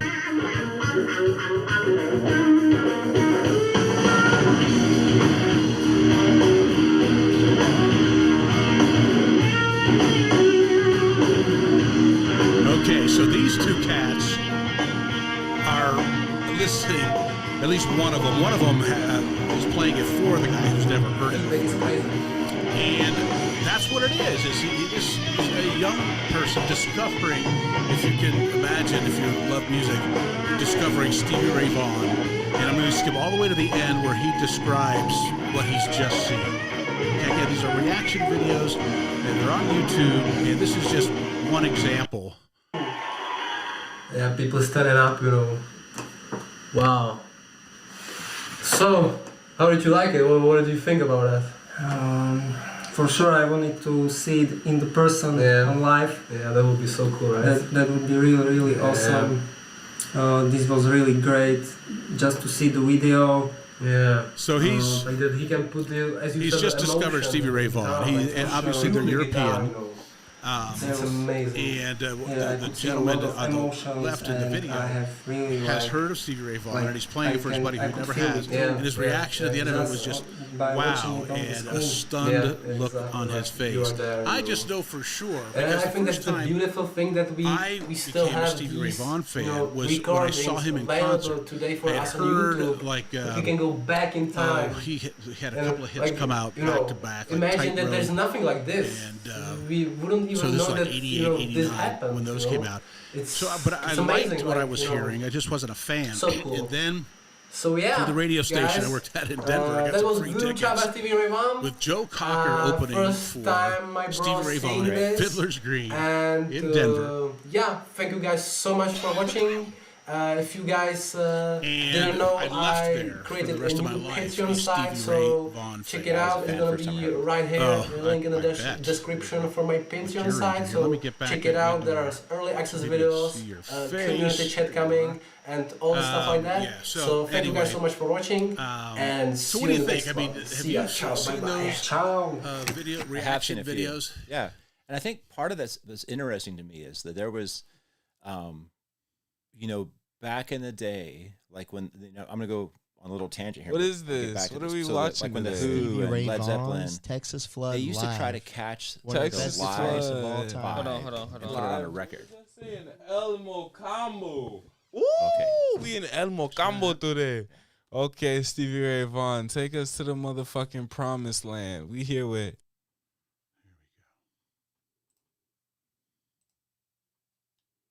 Okay, I think we're back. I think what I did is I still had the YouTube video playing behind us there, but Yeah. Go ahead. Welcome back to Cowboy State Daily Radio.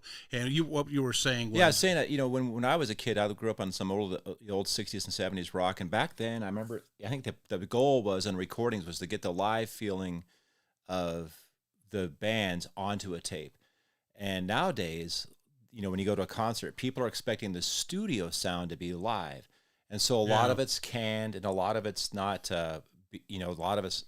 You'll see like 4 people on stage with 35 tracks behind them, making it sound like the record because that's what people expect. But I think there's a level of engagement and talent that, like when Stevie Ray Vaughan was playing, it was him and his guitar and the band. And so when people see those kind of that kind of music for the first time, I think it's really different for people that are so influenced by the pop because they're used to this very polished studio, and everything's perfect because it's already kind of produced and it's almost karaoke at some point. But those guys, Stevie Ray Vaughan and the people that played in the 80s, man, they just played, and it was all live. And I've done both tracks and played live music, and there's a big challenge with both. But I think that when they see people like Stevie Ray, or if you saw Prince live with his band, he played here in '89. I remember that was the best band I think I've ever been here. The level of musicianship and all that, just to pull that stuff off live and not have any kind of crutches, So I think that's a really different for people, and it's really impactful. Well, you can hear it in his voice, and I've actually give credit to young people who are out there trying to find new music and using this and reaction video format. But you can see and you can hear one of the common comments you hear is without what do they call it? Voice auto-tune. Auto-tune, yeah. Is that what it's called? Mm-hmm. Where if you don't reach the note, the machine will get your voice there anyway. Yeah, totally. It's corrective pitch. Yeah, you don't have to sing. Yeah. There's people that are surprised. This was done in the 80s or the 70s, and they didn't do it with auto-tune or auto-tone, whatever it's called. Mm-hmm. And they're surprised by that when they hear somebody like Freddie Mercury or Steve Perry with a voice like that and saying he's just doing that. And a lot of times they are live performances like that one there with Stevie Ray Vaughan.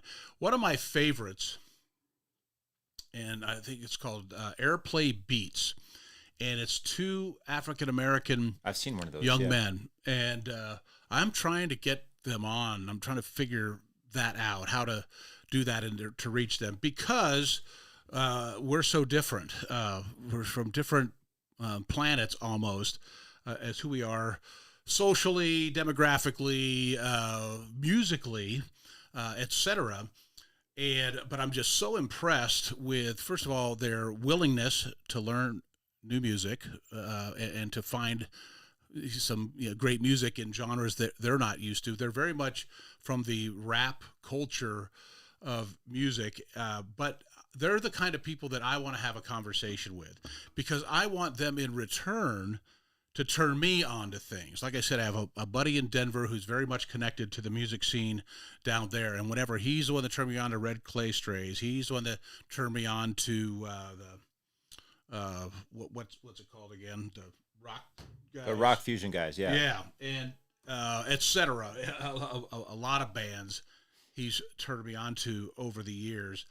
But that's who I want to interact with so that I can find some new music. Is there something out there currently now that I should be writing down that somebody like you is finding and getting turned on to? Yeah. Well, if you like hard rock, there's a band called Dirty Honey, and then I've heard of Dirty Honey. I'm forgetting some other names that I'm into right now that I like a lot. But yeah, I think that there's a lot of, and I like being able to see people play live, and I like, because there's a connection, I think, when it is live and totally being performed live. They've done some studies where, the connection and the emotional feedback you get as an audience member is way better.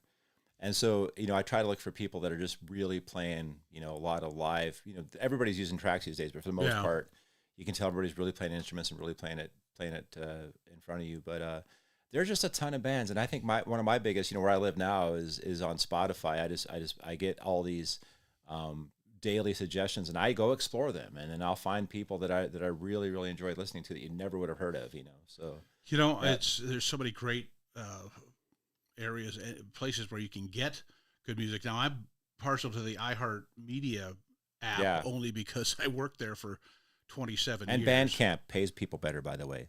That's a good place to go. Oh, Bandcamp? Bandcamp, that's one, yeah. And there's some new formats coming along that help. Writing it down. Help the artists, do better financially. So yeah, they compensate and make it worthwhile.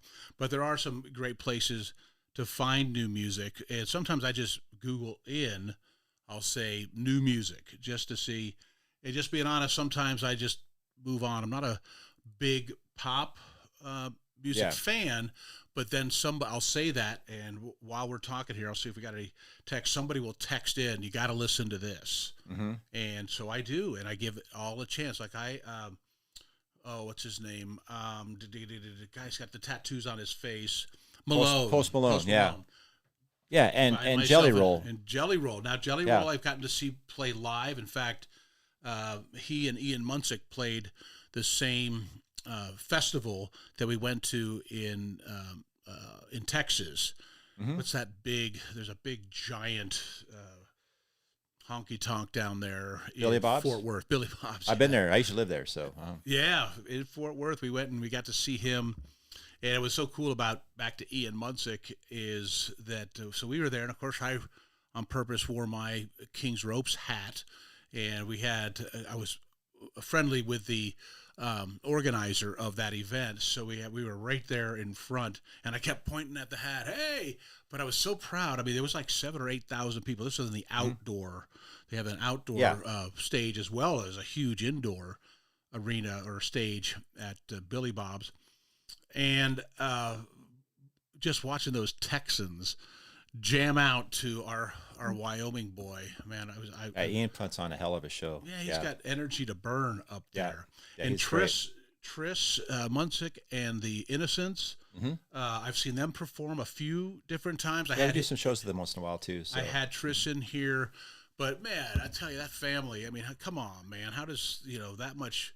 Yeah, and Sam. And stuff. Yeah, Sam. And Dave's playing here, I think, in a week at the YO Theater. So the whole family is incredibly talented. So there's just somebody's got to get a blood sample and spread some of that DNA. Yeah, it's amazing. Yeah, I remember when a long time ago doing shows with those guys. Ian was playing a full size bass when he was he's probably 8 or 9, and so it was bigger than he was, And now to see him we got to go see him. I met him actually in North Dakota. We went backstage and saw him for a second. He's just doing so well, and I think he's really grounded and balanced, and that's really great. Hats off to Dave and Trudy for all those. It's a great musical family, and they were just good people and down to earth, and nothing's getting in their way. So that's for really cool. Those young people that are discovering music from our era, I'm going to say 80s, 70s, even 60s. What song? Because you can comment in and say, here's what you ought to be listening to. I have a couple ideas of what I would send in. What would you tell them? And remember, they've never heard it before. And they, in some cases, they might have, that sounds familiar. Janis Joplin. Yeah, I think I've heard that name. But never heard me and Bobby McGee or Cry Baby before. And watching their faces, in some cases, get emotional when they hear how incredibly talented some of those people were. Who would you write in and say, yeah, hey, young dude? I like getting people off the mainstream, and there's the big names, and Jimi Hendrix and the Who and Led Zeppelin. But there's a guy that there's a band that actually that Stereo Pilot plays a song, and it was only a live recording. This 5 years ago. So Larry Mitchell sent it to me, and it's Seal. You remember Seal from back in the day? Absolutely. So he's got some big pop hits. But when he went on tour in '94, his band was just amazing, and they do this song called Whirlpool, and it's a live version, and it's not easy to play. And so we do it in Stereo Pilot. And for me and the guys that play the riff, there's a riff in that you just have to learn. It is challenging. It's just a timing thing, but it's not hard to play once you figure it out. But anyway, that's just those kind of things that I would turn on to people too. Or there was a band back in the 90s called, I forget their name, Jellyfish. And they put an album out. Writing it down. Yeah. So it's their second album, not their first album. And I have to remember the name of it. But there's a song on there, just the way they compose things and the way they went about. It's real Beatle-esque, but it's very well written and very well done. And then, My Chemical Romance is a band that's kind of newer that some people might enjoy. And, I think he wrote some I had good a lyrics. band called, this is early, mid-'80s, called The Call, C-A-L-L. I remember The Call. I listened to that, And they didn't last for very long. I mean, they had a huge album, one in particular, but I was a fan of theirs. Man, I'm almost out of time here. I just looked Kind at of like clock. The Alarm, same Yeah, thing. yeah. It was that format. They're, British and European, kind of new age or new wave is what they were. I'm out of time. I only got about 30 seconds here, pal. So whatever you can do on that guitar, that Larry Miller custom. Signature, And we're going to go out with that. Coming back, we've got Tom Martino, the troubleshooter, live from Denver, here on Cowboy State Daily Radio with your buddy Bags on a Saturday. Thanks for tuning in.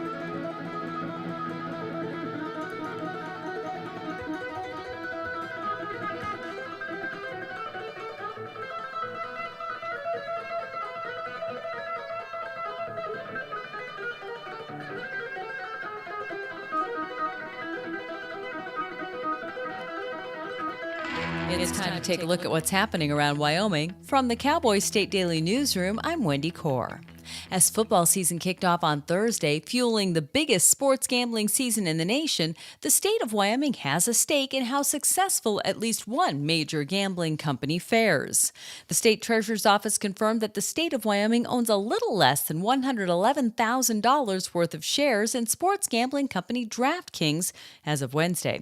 Wyoming has been investing in the company for more than 2 years, but Cowboy State Daily's Claire McFarland spoke to at least one member of the Wyoming legislature who doesn't like the idea of the state investing in gambling. On the one hand, you have Senator Cale Case like, why are we investing in something that we're also regulating and working on actually revisiting the tax scheme for? And Senator Tara Nethercott, who actually chairs the Capital Finance Select Committee, was like, we are such a tiny, tiny drop in the bucket for DraftKings global revenue that anything we do isn't going to influence our investments. DraftKings announced it was launching online sports wagering in Wyoming in September of 2021 after the state legislature and governor approved sports betting.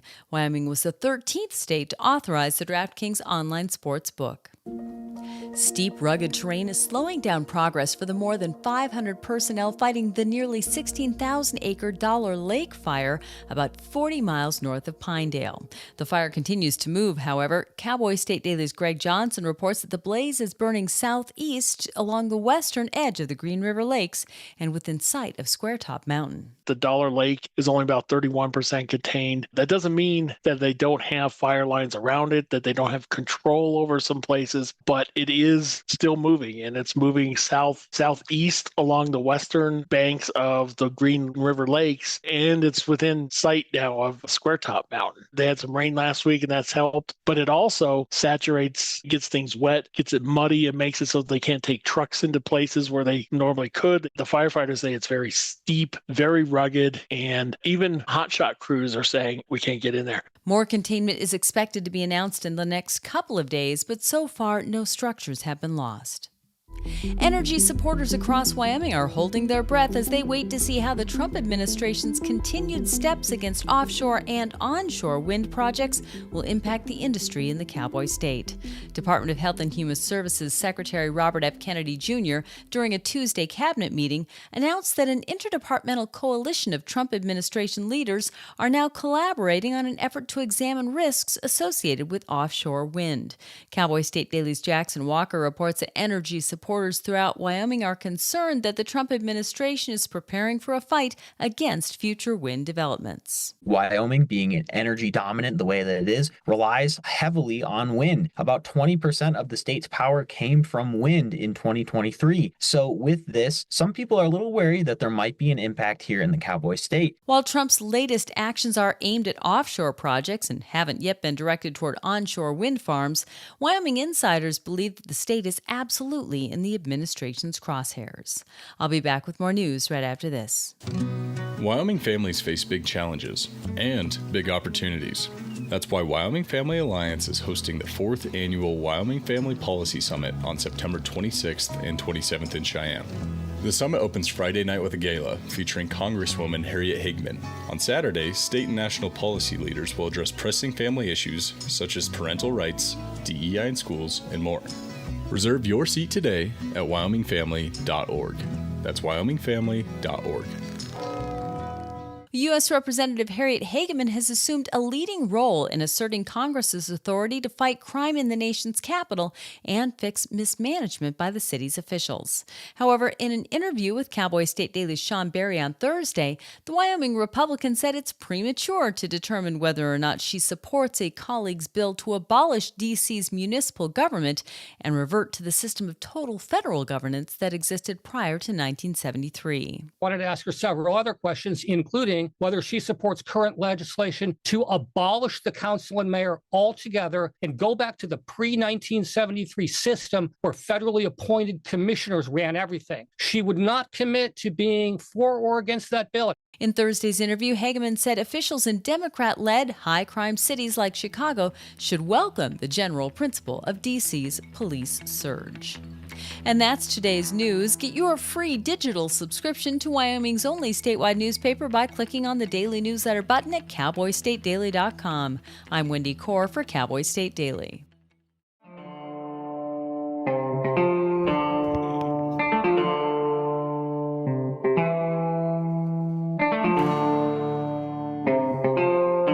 Hey, welcome back to Cowboy State Daily Radio. My name's John Baggett. My friends call me Bags. So we're here in the Your Buddy Bags studio in Sheridan, Wyoming. And in the Zoom room, my friend in Denver, longtime colleague and just an amazing talent, media talent, radio and television, a giant really in media. This is Tom Martino. We know him as the Troubleshooter. Hey, Tom, good morning. Thanks for tuning in and being here for Your Buddy Bags on a Saturday. Hello, Bags. How you doing, bro? Listen, we have a distinction here. I love bragging about this. Do you know, Bags, I did some research, and I have the longest running radio show in the country with the same host currently and still on the air. Absolutely doesn't surprise me at all. How many years has that been, Tom? Well, it's 45. Now, when I say 45 years in Denver, so that's the longest stretch, still on the air, same 45. host. Oh my God. Yeah, and then I was doing it before Denver, obviously, so it's 50 years, or 51. But in Denver, it's 45 years, that's what I consider the longest running stint. The same host, same show, still on the air. And I went through about, as you know, Bags, I went through about 6 owners. Yeah, that's right. J-Core, Clear Channel, iHeart that I know of. Oh, before J-Core, we had General Electric Broadcasting Company. I remember that. And then Belo. I heard of Belo, but that's before my time. Then after Belo, was there a Gaylord in there? There was, but then J-Core, and then Clear Channel. Yeah, it's It's been a lot. It's been fun though. But it's not just radio for you, pal. It's TV. In fact, I think the first time I ever saw you, I do have a story. Tell us a little bit about your TV background. But when you're done with that, I want to tell my listeners how I met you personally. Now, when I met you, I'd already known of you. You already had a level. This is 31 years ago, my story. and I think you were doing the noon hour on KOA at that time. Okay, so anyway, so a television career as Denver's consumer advocate. Right. The troubleshooter. I was brought into town to be at Channel 4. At the time, there was a big shakeup in local media. Roger Ogden, who was the news director at Channel 9, went over to Channel 4 to take over the station as the general manager. And then he went out across the country and hired people. I was one of them. And he said, I got this idea. I want to make you a specialist. So he had the consumer specialist, business specialist, political specialist, and he made these specialists. And of course, I was the troubleshooter, consumer specialist. And that was in 81, I believe, early 81. And, so I came to Denver and then stayed in Denver on Channel 4 for 22 years. I left Channel 4 and went over to Fox 31 when they started their news. I was on their inaugural newscast and stayed with Fox for about 12 years or 10 to 12 years and then stopped TV. And the only TV I do now are commercials for select clients. But I just decided I was getting older and I wanted to just do radio. Well, that's where, I know you from originally after, of course, seeing you on TV. So here's my quick story. And then I want to get a little, because I know you, I can still hear it in there. You're a New Yorker from way back. I think you've really developed more of a Rocky Mountain West accent as you've spent enough time out here. But I've always known that you had kind of a back east kind of a disposition about you. We'll just put it that way. And I mean that in a very, very positive sense. To do what you do and to do it well, you have to be, I'm not going to say aggressive, but you have to be motivated. All right, we'll go with that. So here's how Bags, at the time I was on the radio, was John Francis. And this is when the Fox was Q98. Oh, no, it was... 103.5 the Fox, or was it? It was right before the Fox. It was Q105. It was Q103. That's what it was. Q103. It was a top 40 format, and so Deb and I moved from Cheyenne, Wyoming, in 1988 to Denver, and we got an apartment down Evans and I don't remember exactly the cross streets, but it was our first stop, and it was a 6-month lease. And again, this is 1989 now. Maybe it was 90 by then. But we were only in this apartment 6 months. We didn't know anybody, and we certainly didn't abuse this apartment. But we decided we wanted to live on the west part of Denver, and we were, going to have a family, so we wanted to get a bigger place, and we wanted to live. We ended up in Lakewood, like between Wadsworth and Kipling, out there. But so we put in our notice to get out of our lease. It was a 6-month lease. So we show up one day, and the landlord is there, and he's got a bill for us for like a couple $100. And for your buddy Bags in 1989, that was righteous bucks, man. And he claimed that we had destroyed things, that we had partied so hard that we had messed up the apartment, which we had not. And I guess you're just going to have to believe me. Again, we didn't know anybody. We weren't hosting any parties, and it was just us and a dog named Bocephus.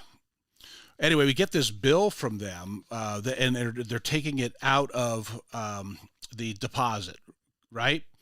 Mm-hmm. And I thought it was BS. So I go to work, and I was working the night shift. I was doing like 10 to 2 on Q103, and I complained to somebody because I also was doing production late in the afternoon. I'd come in and make commercials and so forth. And I complained about that. This guy's ripping us off, blah, blah, blah. And I think it was Mark Moore. Mark Moore says, "Do you know Tom Martino?" I wasn't big into KOA at that time. So I was like, yeah, no, is he the noon guy? Yeah, he does a consumer advocacy. He's just called the troubleshooter. He don't take no crap from anybody, Bags. Go talk to him. So I did. I waited till you got into a commercial break or top of the hour news. And I told you I got about 4 sentences into this story about the landlord ripping us off. And you go, what's his number? This is a true story, ladies and gentlemen. Honest to goodness, is a true story. Right there in front of me, we had a little office almost adjacent to the studio. Right. You dial them up, and I hear you. All I hear is you, of course, and you go, "Yeah, that's these young people. You're trying to rip them off. That's BS. What do they do exactly? What? No, it's Tom Martino, the troubleshooter. Okay, all right. They'll pay to have the carpets cleaned. Good." So you ended up saving us like $250. We had to pay $50 to have the carpets cleaned, and that was the end of it. So from that point on, guess who's been a fan of Tom Martino, the troubleshooter? I love stories like that. That's a true story. This was a long time ago. We're talking, 30 some years ago. But anyway, in a nutshell, that's kind of what the Troubleshooter Network has been all about all these years, helping people. Yeah. And God, it's got to feel good when you know you did it and it's worked. How many of those great stories do you have? I love when I hear them. I hear people most of the time now, unfortunately, because I'm 72. Yesterday, I think it was. Anyway, Happy birthday. No, 72 on the 4th. Anyway, so and it was a bittersweet 72nd year. Let me tell you. But anyway, I remember kids coming up to me, or they're 24, 25, saying, "You helped my parents," or "You helped my grandparents." And I say, we can help you too, because a lot of young people are just now discovering radio again because of podcasts, because a lot of podcasters also have radio shows. It's funny, you would have a radio show to promote the other stuff you do. Now people do podcasts and say, "Oh, by the way, I also do radio." So I hear these stories all the time, John. A lot of them, I remembered your story. I remember helping you. There are certain stories I remember. As soon as you start saying a few lines, I remember, oh, yeah. And I've had those stories a lot. I love them. I absolutely love them. I keep a mental calculation that I write down roughly every year on the number of, on what we recover in cash, merchandise, exchanges, refunds, and services. And we keep track, and it can fall anywhere from 10 million to 20 million a year. So you multiply that out, and we're, almost at, I think, $500 million. Wow. That is amazing. Your longevity and your tenaciousness, I'm going to say. My little cough button there, pal. Still have one of those. But I wanted to, again, go back up a little bit. I mentioned that you were from back east, I think New York, if I recall. And so where does the media career of Tom Martino get its start? In Catskill, New York. It's a small town 110 miles north of New York City, about 30 miles south of the capital of Albany. And it's a little sleepy town. People... beautiful town on the Hudson River. And I was working in the mailroom of the Catskill Daily Mail, which is a newspaper. And I always wanted to be a newspaper reporter. Ask me why. Because this is the God's honest truth. Clark Kent. I was a Superman fanatic, and I loved the idea that Clark Kent was a reporter. So I wanted to be a reporter.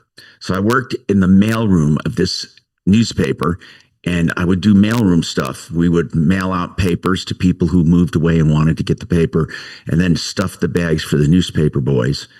And I would then run upstairs in the newsroom and help out as a copy boy, meaning running stories to the press. Right. It's so archaic when I tell you how it was done, but literally they would take your story, and the guy at the press would type it out so it would come out in metal plates, and then you'd place the metal plates down on a page, and you arrange the page, and it becomes a press. That's where the word came, and it presses down onto paper with ink. I mean, I swear to God, I was in it then. So I would be a copy boy, and I just loved doing it.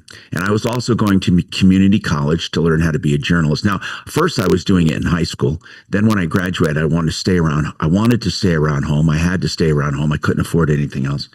Went to a community college and continued at the newspaper. Well, I had a car that I sold to a girl who was 17 years old, and it was a Honda, the first Hondas imported into the country. They were 2-cylinder cars. They had motorcycle engines in them. It was called the Honda 600 sedan. I remember that little maroon car, and I sold it to her on a payment plan, and she never paid me. Ah. So I looked up small claims court and said, this looks like I can do it. We should thank her. I mean, this is a true story. So I looked up a small claims court, and I went to small claims court. And the judge, you know, is smiling because I'm a young man, 18, 19, whatever, however old I was. And this girl and her mother. And her mother says, Your Honor, my daughter's not liable because she was 17 when she signed the contract. She was a minor. She did not have my permission, and I did not sign it. The judge said, well, young man, it looks like you might be out of luck because you can't enforce a contract on a minor.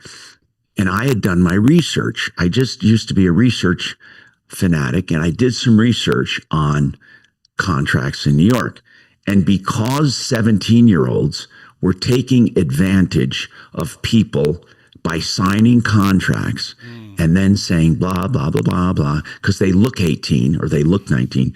There was a special little law in New York back in the day, and it said that if you signed a contract in your 17th year and you let it stand for 5 days after your 18th birthday, you did not rescind it, it was reaffirmed. So I sued her about a week or two after her 18th birthday, and I said, Your Honor, here's a law. And he says, I'll be. It sure is. He says, young lady, you affirmed this contract a week ago, you know, and judgment for me. And he said, work out something, but I advise you pay him. So the mother got pissed and wrote a check.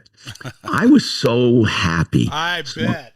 So when I went back to the mailroom and I ran upstairs, I said to, I think his name was Fields, his last name, but, and then Anna was another editor there. I said, can I write about this? And they said, sure, go ahead. So I wrote a story about it. And I was in college. I knew kind of how to write. I wrote a story about it. That was it. It was a cool story. About this law and about this. So a week or two later, Mr. Fields comes to my desk, or not my desk, but I was sitting there, and he throws his stuff down on the desk and says, this mail is for you. And I went, what? Yeah. And he says, yeah. He says, people are asking you questions. The question is, do you know how to answer them? And I said, I'll find out. So I would rip open one and read it, and then I would do an answer. So it was a question answer, and they called it the action column because I got action. Now, this is one of the first in the country. I know everyone has heard of these before, but I was one of the first in the country. Yeah. So I wrote the column. And then I also did, as I graduated high school and I got older, they let me do news stories. So I was doing news stories for the newspaper and the action column on the side. Loved it all. But in those days, news, you couldn't take your cell phone and do news and send in your vid. So this TV station in Albany, 30 miles north, called the newspaper and said, we are looking for correspondents. In those days, what a correspondent meant was a correspondent. You didn't work there full time. You corresponded with them when things happened. And one guy that answered the phone was a friend of mine and said, Tom, do you want to talk to this guy from the TV station? And he said, hey, we get your newspaper up here, and there's a lot of news down in the Hudson Valley. Would you want to be a correspondent or a stringer for us? And I said, what does that mean? He says, what you do is you film stuff when you're there for the newspaper and send it to us. And again, no electronic media. This is how we got a news story to him. I had a 16 millimeter camera, and we would shoot it. Sound was on the camera, and I would send it on a bus, literally in an envelope on a bus. The bus would go to Albany. We ship things on buses. Yeah. They would get it off. They would develop it, and they would put it on that night.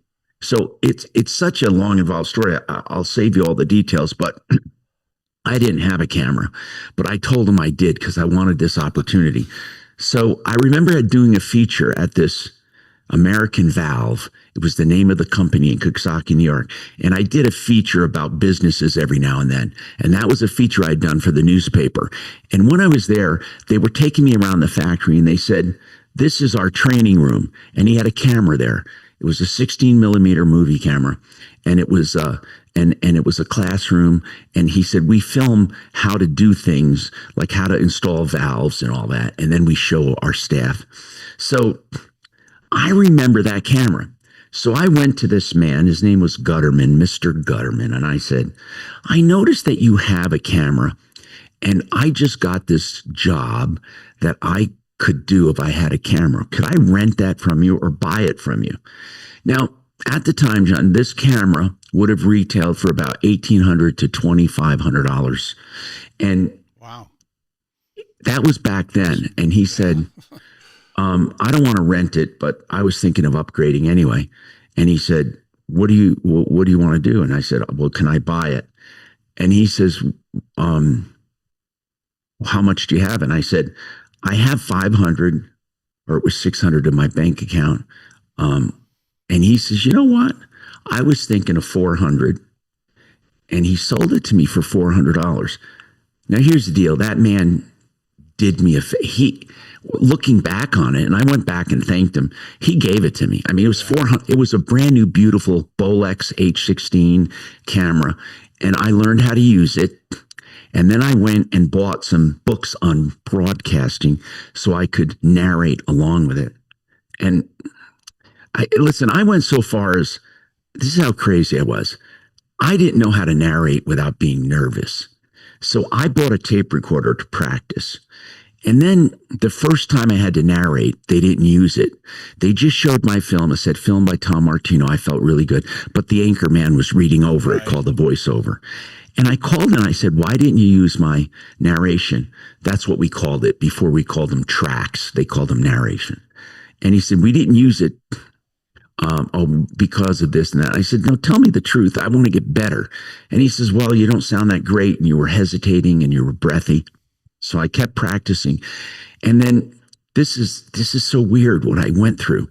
So not only did I buy a camera, I sourced books on broadcasting, but then I took my phone and I adapted it I was an electronics freak, and I adapted the handpiece with a plug on the bottom so I could take my tape recorder and I could output the earphone jack into the phone and feed a track over the phone as if I was reading it. So when I called the next time with a story and he said, "Are you ready to try a narration?" And I said, "Yes." He says, "Give it to me in 3. So I went 3, 2, 1, clicked on the tape recorder and had a perfect, because I would record it in my car, a perfect track. And he says, "Man, you improved a lot." And from then on in, I would read into the tape recorder in my car, got it perfect, and feed it over the phone with a tape recorder. And I was sending up a lot of stories that way. Eventually, I wasn't nervous anymore, and I would just do it live on the phone. They would do them on the phone. That's how correspondence worked. The You would call actuality, the live feed, the live remote on the phone. Sure, that's where it started. So then, anyway, so that's it. The newspaper said, "You're doing too much TV." And radio at the time, because they also had a radio station, WGY. By the way, WGY and KOA were the first stations in the country, both 50,000 watts. Yeah. And so anyway, WGY was owned by WRGB in Schenectady, and that was General Electric Broadcasting Company. And I started working for them, and I went to a radio station and said, "Can I work for you in between?" And that was WHUC in Hudson. So I did radio and TV. And then I wanted to do full-time TV and part-time radio. I wanted to flip them. And so I got my first TV job based on these tapes and went to Fort Myers, Florida. Okay. Then while I was in Fort Myers on WBBH Channel 20, I was doing reporting, and I always did consumer reporting because I said, I know how to do this. So I would always have news and also consumer. And at Channel 20 was the first time, WBBH, that they allowed me to do full-time consumer reporting. And then from there, Tampa, which is a giant market, calls me up and says, we saw you in Fort Myers. Would you like to come to Tampa? The way they saw me as an anchor woman was auditioning for a job, and she gave them a tape of her newscast, and they saw me on that tape. And she didn't get the job, but I did. It was wonderful. Bad for her. But anyway, I went to Tampa, WTVT, Channel 13. It was called Pulse 13, and worked in Tampa. After Tampa, I got offers from all over the country. And I just picked and choose, and I hopped to Raleigh. Why would I go from Tampa to Raleigh? Well, because my first news director that gave me the first break went to Raleigh and was building a news. And I had an alliance. I loved him. He paid me actually more than Tampa. So I went to Raleigh. And from Raleigh, I got more offers. And I had an offer between Detroit and Denver. Detroit was WXYZ. Denver was KOA TV at the time, which was Casey. Which was and Channel 4. And Roger Ogden. Right. So what I did, this is a mess that I got into. Roger offered me a certain amount of money. And then Detroit says, well, we'll beat that. So I actually had accepted the job in Denver and then changed my mind and wanted to go to Detroit just for the money. Because the money at the time, I think it was like $125,000 a year back in the 80s and early 80s. And Righteous bucks then. Actually, 1980 it was. And I thought, I've made it. $125,000, and I'm going to be a consumer reporter at WXYZ, which, by the way, it was called the News Hawk. They were going to call me. And somebody else got that job because here's what happened. This is a true story. And I think Roger Ogden might remember it, but I wanted to get out of the channel. I never signed anything at Channel 4. I just said, I'll take it. Then I changed my mind and told him I'm going to WXYZ. So Roger knew the GM out there and was kind of mad at him for interfering. And he used to be here in Denver, and he was at WXYZ at the time, the general manager or somebody. But anyway, they talked. And then the guy from WXYZ withdrew the offer. So I didn't know they were talking. And I called Denver and said, I changed my mind. I want to go to Denver. And I didn't tell him because the guy withdrew the offer in Detroit, but they already knew it because they were talking above my head. I mean, I was just a little pawn. And he said, well, I'm not sure we need you anymore. So I said, oh man, I went from being wanted to being nobody to being a bum. Then he said, we heard that you were negotiating with both of us. And I said, well, I was just trying to get the best deal. And Roger says, okay, listen, if you want to come here and really want to come here, we'll do it. And we'll bump the offer a little, but you have to stay with us because we're going to put a lot of money into you and promote you. And he was, I was taught a lesson, and that was, I don't know what it was. I guess just when I'm negotiating, you don't do it for just money. I mean, and I had given Roger my word, said, yeah, I take the job. And then I went and said, I changed my mind. But anyway, it was a rough start when I got here, he said, let's put all that behind us. And we're glad you're here. And then I became the troubleshooter, and that was in Denver. So I'm going to do a break here. Sure. But here it's 8:31. I want to get to, first of all, the creation of the troubleshooter referral list.com. Yeah. But I also want to talk about this recent battle that you've had with pancreatic cancer. I am, amongst many of your friends and colleagues over the years, so very, very relieved that you are doing so much better. You sound great. You look great. And I'm doing that relative to some pictures I saw of you when you were the throes of chemotherapy. Man, just God bless you, my friend. But we'll be right back here. We're with Tom Martino, the troubleshooter, live from Denver, here with your buddy Bags in Wyoming on Cowboy State Daily Radio. We'll be back.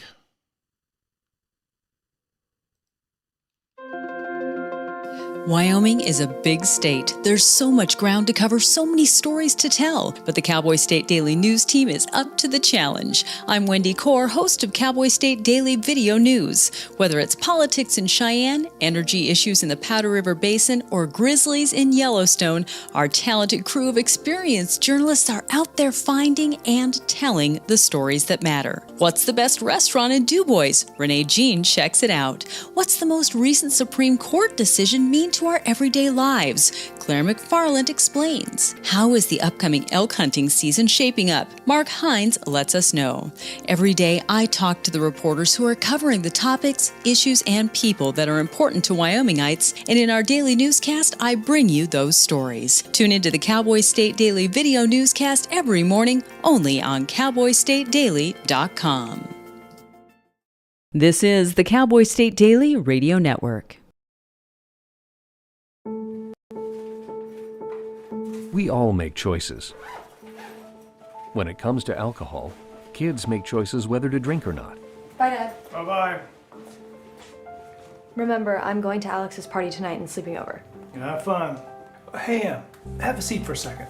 Remind me about that party again? Alex is just And adults make choices whether to talk about it. That's true of parents and every other trusted adult in a kid's life.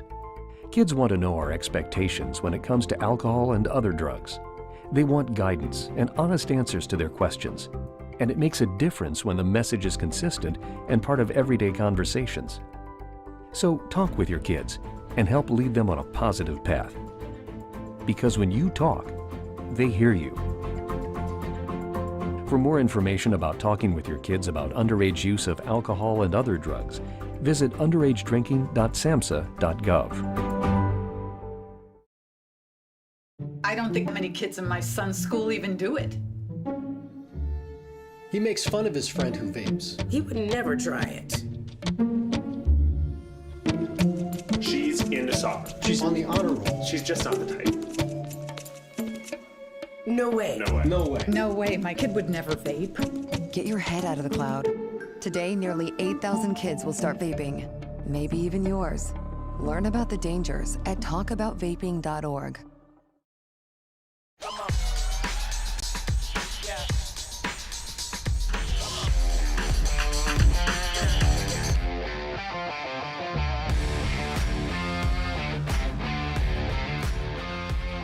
8:35, Cowboy State Daily Radio with Buddy Baggs. John Baggett from Sheridan, Wyoming. Quick look at the weather. Don Day's weather forecast says sunny over most of Wyoming today with areas of smoke. We have fires in the region. The Red Canyon fire has burned over 125,000 acres, but good news is it's 95% contained, and that is good news. Casper is sunny today, so is Jackson. Sheridan, where I am at the base of the Bighorn Mountains, will have a high near 78 degrees under sunny skies, turning partly cloudy this evening. All right, it is, like I said, 8:35, and I have in my Zoom room all the way from Denver, Colorado, Tom Martino, who looks like he's off getting a cup of coffee. Tom and I worked together. I was with J-Core, Clear Channel, iHeart for 27 years. And all that time, Tom Martino was there. We called him the troubleshooter. He is the troubleshooter. And he created in that time, Tom, I'm just getting into the introduction of the referral list. And we worked together on that project right at the very beginning of when you started creating it. And why don't I let you describe what it is, the Troubleshooters referrallist.com. Yeah, referrallist.com. Well, it was it evolved. Here's what happened. People heard me talking about bad businesses on the radio. Don't do this, don't go there, don't go here, don't go there. And how to buy something. When you do this, make sure you do this. When you do this, make sure you do this. So I would get calls inevitably, and people would say, well, Tom, we know who you wouldn't buy a car from. Who would you buy a car from? Or who would you call for a plumber? So I would give out recommendations based solely on my experiences and my friends' experiences. Well, I just gave out references. I just said, hey, call so-and-so. I hear he's a good guy. These people were inundated with business, right? And then I would get complaints. Tom, you told me to call so-and-so, and he didn't do a good job. And then somebody else would say, Tom, I bought a car from this guy in a used car, and it was a piece of junk. And I thought, oh, I can't give out recommendations like that. So I said, I need to formalize it. So I wrote up some agreements saying that if I put somebody on my list, they're going to pay to be on there, like advertising, a monthly fee. Wasn't that much. I mean, and it still isn't. It's the best value in advertising. But more than that, I didn't do it for money as much as I did it to control them. And here's how I controlled them. They had to agree to arbitration with me if there was a problem, right, or just solve the problem. That's all. And then it got to be me and my staff because we had too many. But we didn't have that many problems because they valued being on the list and they didn't want to be called out. And so they just performed. And many of them performed anyway. It wasn't because of me. It was with me. They wanted to do what I did. Yeah. They wanted to help consumers. And they wanted to separate themselves a little bit. Yes, of course. From the pack a little bit. Absolutely. Where there was some. Absolutely. And I did not hesitate to kick someone off the list. Now, I didn't embarrass him necessarily on the air and say, so-and-so used to be good and now he's bad, because that would sound too much like blackmail. But I would just kick them off the list. So I would always tell people, I'm not going to print this list. It's only going to be on the internet. It still is. And if you want someone, go to referralist.com. That was that easy. And then if you don't see them there anymore, there's a reason. Yeah. Now, if someone was really ripping people off, we called them out. But people on just the had air at times. I yes. remember that. But if it was someone on the referral list who just had a disagreement with a consumer, I mean, they wouldn't get kicked off for that. When I had numerous problems about the same person, then I knew there was a problem. So I just did it logically, and I did it by gut. And it's survived all these years. And in all of these years, we had 2 cases that we made serious mistakes. But they were good when they started. They went bad and kept collecting money and not doing the work. Yeah, a lot of times when companies get bigger and bigger, and they get bigger than what they can handle, and they lose that initial customer service instinct that they had going in. I'll tell you, Tom, at one point in time, we're up here now 6 years up here in Sheridan since I left Denver.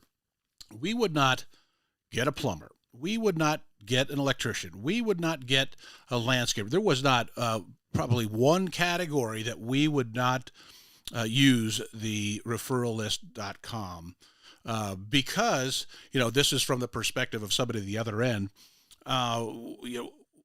You'd like a little bit of information going in. You want somebody on your side. And we always felt like we had Tom Martino, the troubleshooter, on our side when we called up and said, hey, I saw you guys on the referral list, Tom Martino's referral list, and so we'd like to get have you come out and inspect or whatever it was. It was a little bit of confidence that came with working. Yeah. And we do look into the backgrounds of each and every company, and we monitor them through the feedback from consumers. And every once in a while, we do a secret shopping thing. Yeah. So we have a great time doing what we do. I would love to be one of those guys, a secret shopper. I have this innate instinct in me, Tom. I love justice. Yes. I will watch. Everyone does. Well, everyone really does. It's kind of built in. I mean, you can go on with your story, but C.S. Lewis, who is a writer, and he later converted to Christianity and had a lot of books. He said, our sense of morality is not something that it's something that's innate in us. And he was trying to say that there's a basic right and wrong in everyone. And he gave an example of a woman with her kids and they're in a meeting. I think it was or in watching something, and she had her seat, and she gets up to use the restroom, and some man goes over and sits down. And I might be getting the story wrong, but the principle's the same. And then she comes back, and all her kids are sitting there, and this guy's sitting there and says, "No, you gave up the seat." And she goes, "No, I was going to the restroom." And people would know around them that this man did something wrong. Yeah. So there is a concept of wrong. It's not written anywhere. It's just something was wrong. And it's just kind of what you're saying is right. Justice. People, that's why my show resonated with people. Right. They felt good. See, John, we didn't have the crap about liberal versus conservative and this party versus that party. Everything has gotten political.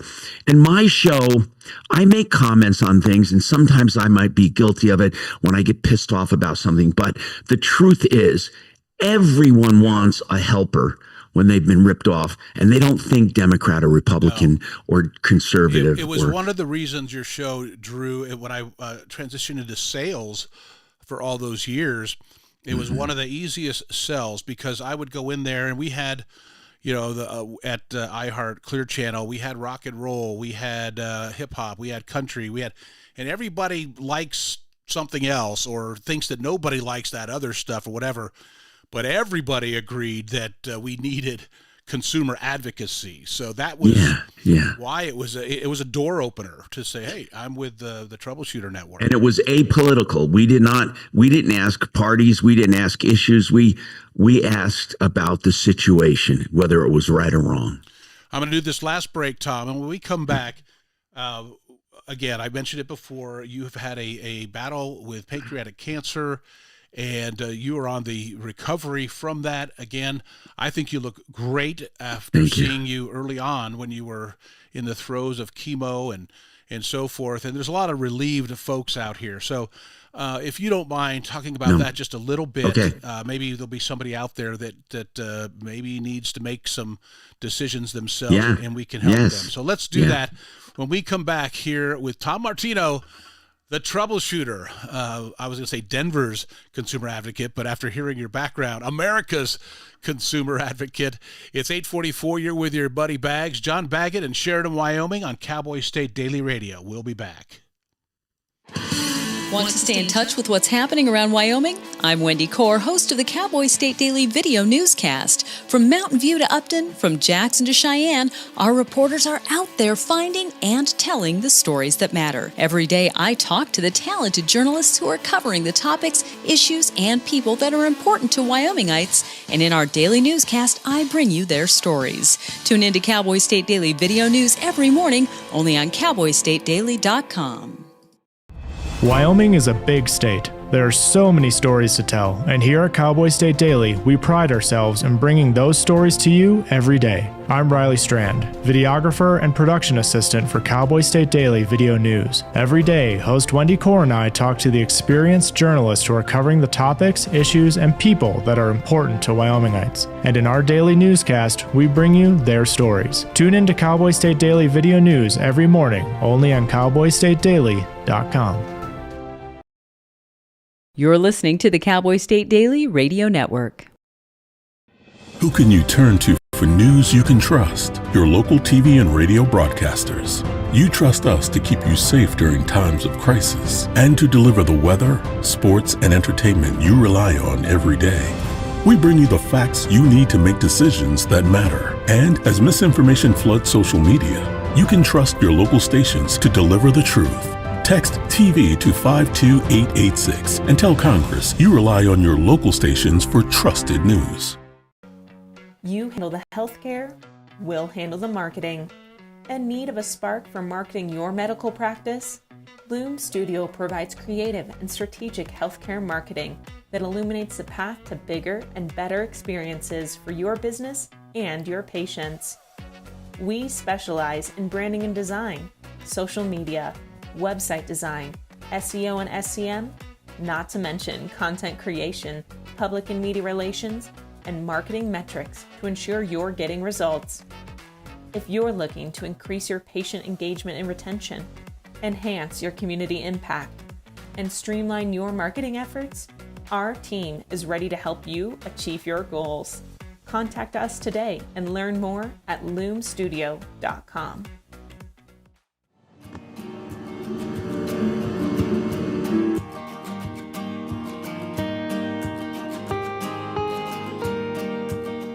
Welcome back to Cowboy State Daily Radio. I'm John Baggett, a.k.a. Bags. Sunny skies over most of Wyoming today. Maybe some afternoon showers developing. Highs from the low 70s in the higher country up to the mid-80s today. In the Zoom room, special guest, and I've already told him, so he knows it ain't just blowing smoke. I'm a fan of his, have been for decades now. Helped my family before we were even a family. We were just a couple. We weren't even married yet when Tom hooked us up and got our deposit back on the first place that Deb and I rented in Denver, Colorado back in 1988, 89, somewhere in there. That's when Tom and I first met. So I'm forever grateful. And today I feel extra special grateful because I've been following, Tom, your progress since you announced, and it was very generous of you to share this very, very private situation that you're in. But tell me how and when you first found out that you had pancreatic cancer. Okay, I was in Hawaii with my wife over the holidays of 2024, and she said, "Honey, you're looking yellow." And I said, "Well, it's my Maui tan, because if your eyes are yellow." And I said, "I wonder if I picked up from the shellfish or something, some hepatitis." And I went to a gym at the hotel and I couldn't work out like I did. I was weak, no pain, but I was yellow. So when I got home, New Year's Day, we got home. What year again? 2024, just this past New Year's. I got home January 1st, 2025. On January 2nd, I believe it was, I called my doctor and said, "I'm turning yellow. My urine is dark. My stools are white. And I'm itchy. And I think I have hepatitis or something. Can I come in for a blood test?" She says, "I would go to the emergency room right now. Those symptoms could be serious." And I didn't know what she meant. So I went to the emergency room and they said, "Tom, we got some very bad news for you." They actually said that. "There's a mass on your pancreas pressing on the bile duct of your liver." They did imaging and saw this. And they said that usually means pancreatic cancer. Now, I don't want to call anyone out, but this young doctor said, "I just feel I have to tell you that pancreatic cancer, you need to take this seriously and get some follow-up care because it's 97% fatal within a year and a half." And I said, "Oh my God." And so he said, "We're going to get the poison out of you and drain and put an artificial bile duct in there, like a straw or whatever. We're going to put in a stent and drain that because you're going to die from that before cancer." And I thought, oh my God, I'm going to die really soon. And I had kids late in life. I was in my 50s and I was looking forward to sending my kid to college. My boy, the younger one, my older girl was living with me in my second house. She lived with me and she is studying real estate. And I thought, God, I'm leaving 18 and 20-year-old kids and I don't have any estate plan. I was just flabbergasted. So when I got into surgery, I woke up from general anesthesia and he said, "I couldn't put the stent in. It's too tight. Not because of the tumor, but because I don't have the right tools. I'm going to send you over to UC Health." But he said, "I want to tell you something." And I don't want to get anyone in trouble, so I'm not mentioning names. He says, "I'm not an oncologist," but he was a gastrointestinal surgeon or whatever. He said, "When I was in there, I saw that tumor. And I don't want to speak out of turn, but you got to have this verified. But Tom, I didn't see anything else. Usually I see lymph nodes and liver spots on the liver, and I see organs involved and tissues. It looked very clean to me." So mention that when you go to UC.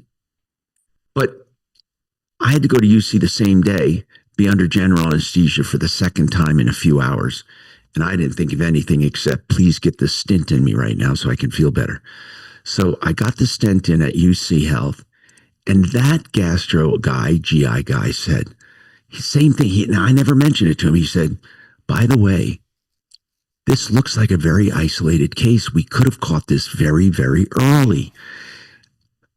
But all was not great because my pancreas was probed twice. It inflamed and I had pancreatitis. I can't explain the pain. It's like a tire is wrapped around you and they're tightening it and tightening it and tightening it. And there's no relief. It's not like gas where you get relief. So I stayed in the hospital for 6 days for pancreatitis. While I was in there, the UC cancer team came in and they're looking at the thing and looking at me, looking at the thing, looking at me. And they said, this is remarkable. This is isolated. This is rare. We think we can put a W in the column here, the win column. We think we can cure you.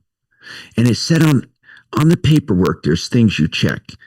One is palliative, which is kind of being comfortable, life extension, and curative.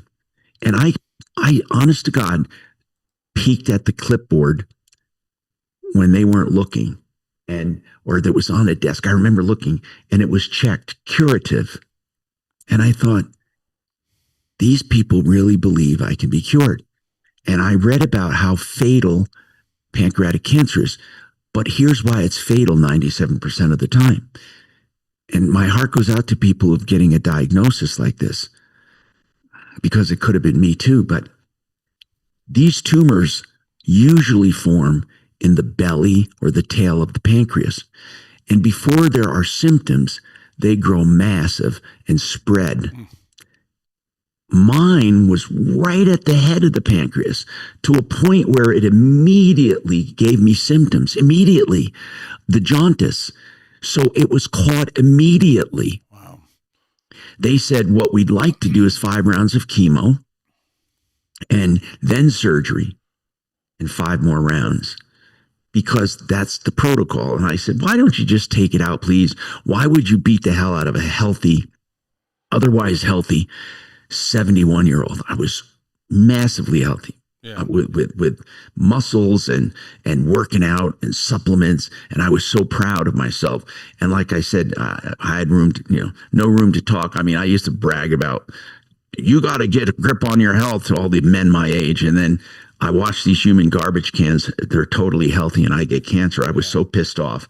But in any case, the bottom line was, I got it. It was caught early.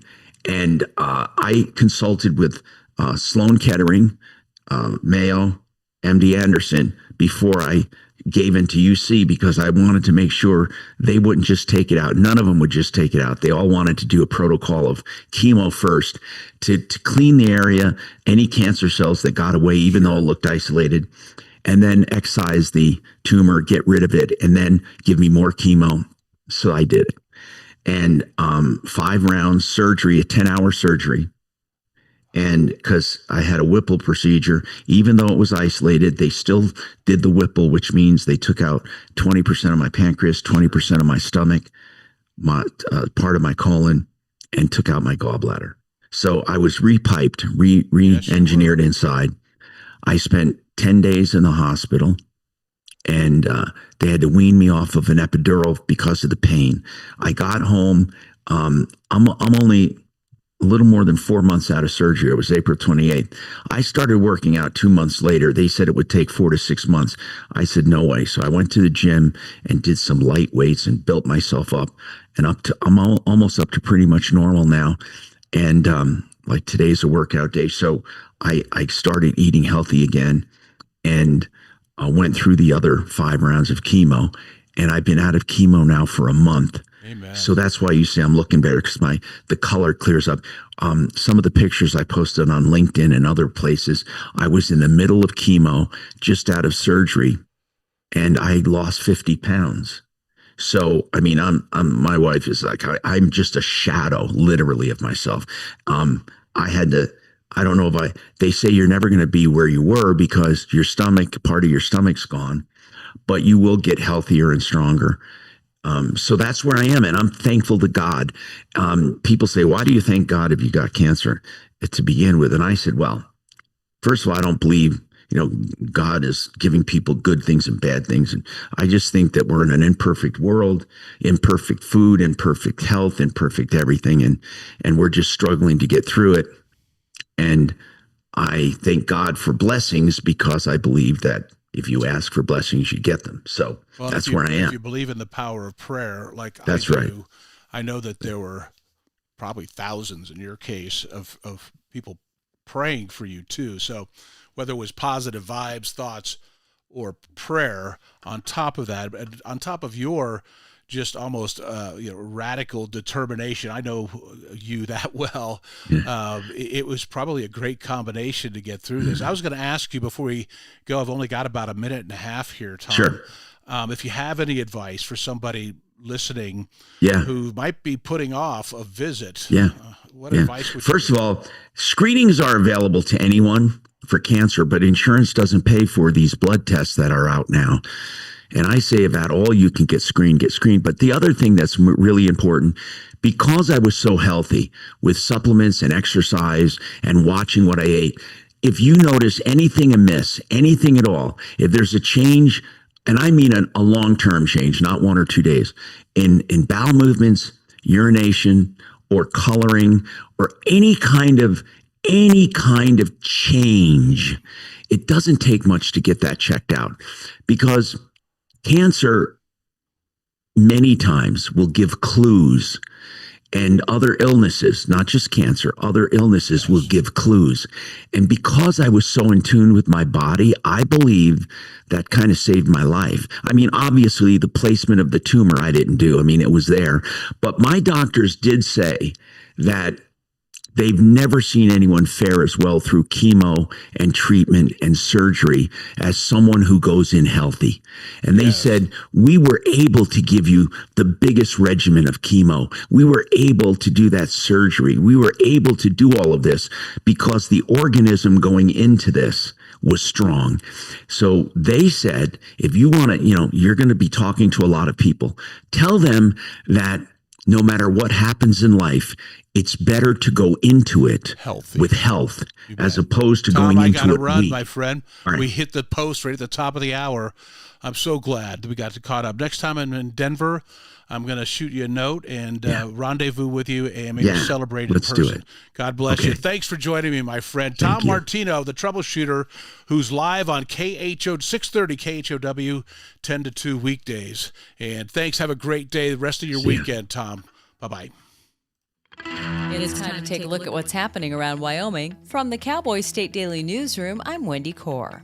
As football season kicked off on Thursday, fueling the biggest sports gambling season in the nation, the state of Wyoming has a stake in how successful at least one major gambling company fares.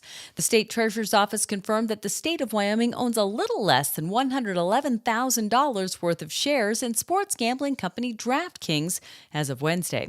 Wyoming has been investing in the company for more than 2 years, but Cowboy State Daily's Claire McFarland spoke to at least one member of the Wyoming legislature who doesn't like the idea of the state investing in gambling. On the one hand, you have Senator Cale Case like, why are we investing in something that we're also regulating and working on actually revisiting the tax scheme for? And Senator Tara Nethercott, who actually chairs the Capital Finance Select Committee, was like, we are such a tiny, tiny drop in the bucket for DraftKings global revenue that anything we do isn't going to influence our investments. DraftKings announced it was launching online sports wagering in Wyoming in September of 2021 after the state legislature and governor approved sports betting.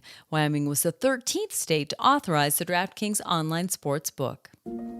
Steep, rugged terrain is slowing down progress for the more than 500 personnel fighting the nearly 16,000-acre Dollar Lake fire about 40 miles north of Pinedale. The fire continues to move, however. Cowboy State Daily's Greg Johnson reports that the blaze is burning southeast along the western edge of the Green River Lakes and within sight of Square Top Mountain. the Dollar Lake is only about 31% contained. That doesn't mean that they don't have fire lines around it, that they don't have control over some places, but it is still moving, and it's moving southeast along the western banks of the Green River Lakes, and it's within sight now of Square Top Mountain. They had some rain last week, and that's helped, but it also saturates, gets things wet, gets it muddy, and makes it so they can't take trucks into places where they normally could. The firefighters say it's very steep, very rugged, and even hotshot crews are saying we can't get in there. More containment is expected to be announced in the next couple of days, but so far, no structures have been lost. Energy supporters across Wyoming are holding their breath as they wait to see how the Trump administration's continued steps against offshore and onshore wind projects will impact the industry in the Cowboy State. Department of Health and Human Services Secretary Robert F. Kennedy Jr., during a Tuesday cabinet meeting, announced that an interdepartmental coalition of Trump administration leaders are now collaborating on an effort to examine risks associated with offshore wind.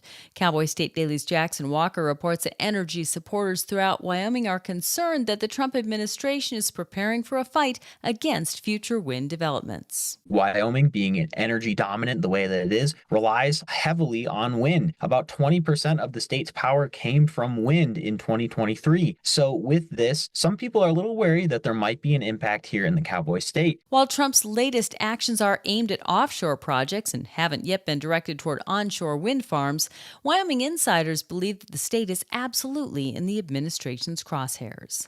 I'll be back with more news right after this. Wyoming families face big challenges and big opportunities.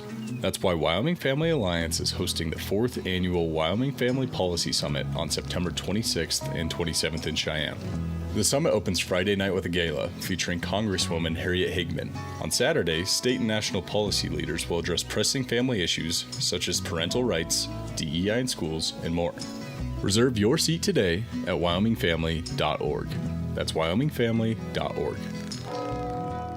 U.S. Representative Harriet Hageman has assumed a leading role in asserting Congress's authority to fight crime in the nation's capital and fix mismanagement by the city's officials. However, in an interview with Cowboy State Daily's Sean Berry on Thursday, the Wyoming Republican said it's premature to determine whether or not she supports a colleague's bill to abolish D.C.'s municipal government and revert to the system of total federal governance that existed prior to 1973. I wanted to ask her several other questions, including whether she supports current legislation to abolish the council and mayor altogether and go back to the pre-1973 system where federally appointed commissioners ran everything. She would not commit to being for or against that bill. In Thursday's interview, Hageman said officials in Democrat-led high-crime cities like Chicago should welcome the general principle of D.C.'s police surge. And that's today's news. Get your free digital subscription to Wyoming's only statewide newspaper by clicking on the daily newsletter button at cowboystatedaily.com. I'm Wendy Core for Cowboy State Daily.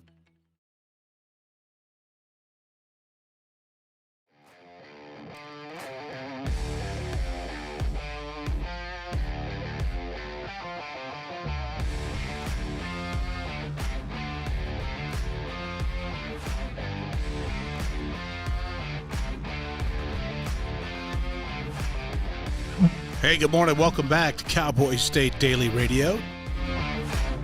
Kicking off the 9 o'clock hour here. It's 9:05. Do a quick weather check around the Cowboy State. First of all, Don Day's weather forecast for Wyoming. Today, Saturday, September the 6th. Sunny in most of Wyoming today with areas of smoke.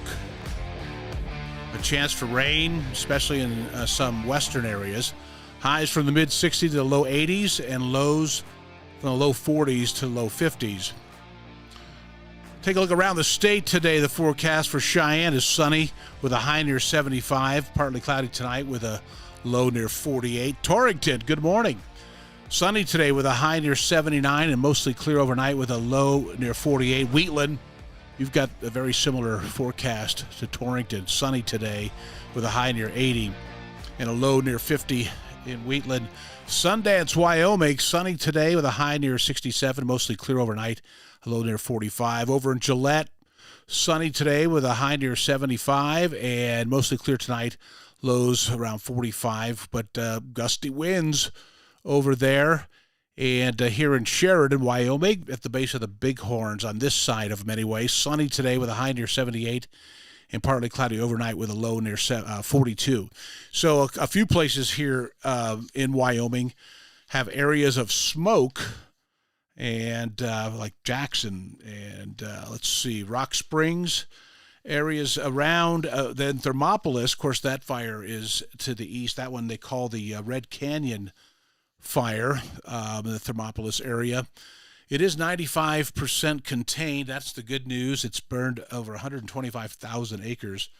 And they call the Dollar Lake fire.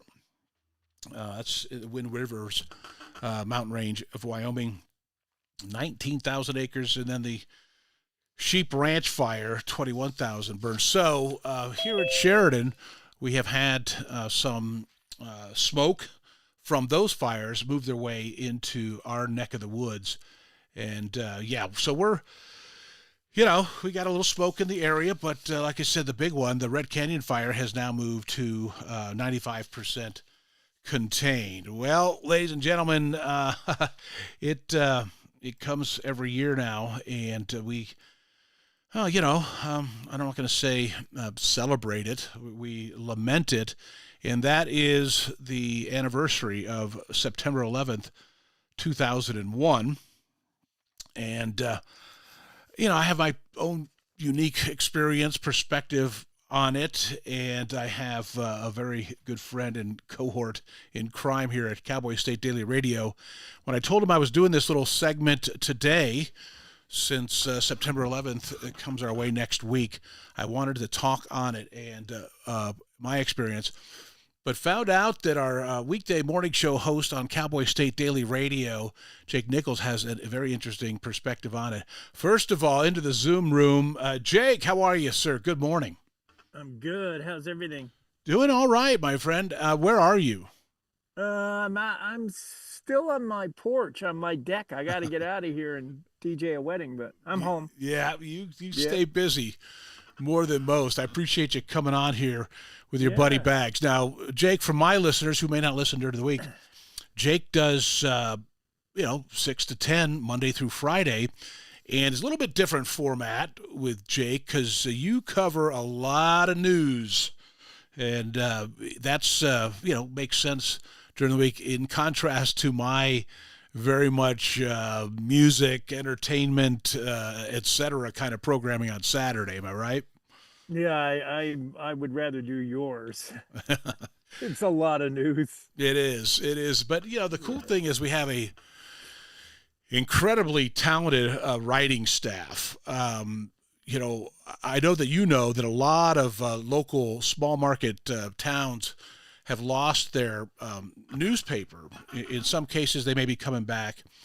But Cowboy State Daily, I was talking to Jimmy the other day, we're up to 98,000 plus subscribers, Jake. And that's a lot. You consider we got, not even maybe 600,000 citizens in this state. And I know there's plenty of folks who are subscribing to Cowboy State Daily who are not here in Wyoming, but maybe they have a connection to Wyoming or they're here in the Rocky Mountain region anyway. But that's a pretty impressive reach.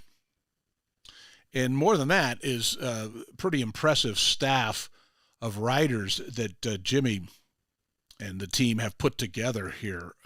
You do get to talk to some of them. Who are some of the good ones?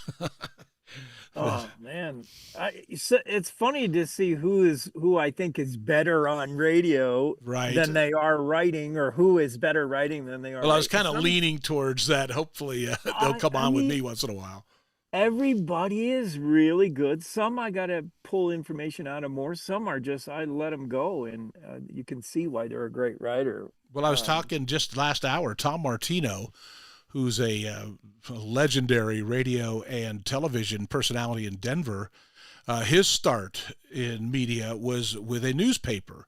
He's known as the consumer advocate, troubleshooter, does consumer advocacy on his radio show. He's got a podcast. He's pretty much everywhere and anywhere media is.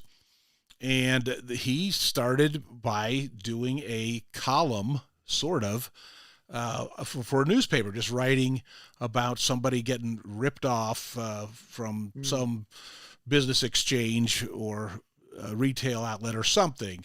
But then he did transition. Of course, he did have the looks, number one, to end up in TV.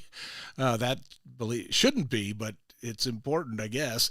Yeah. And then, of course, he had a great voice too. So he did that, but he started in print, and that's kind of rare in our business. A lot of folks start in TV, especially in small market radio.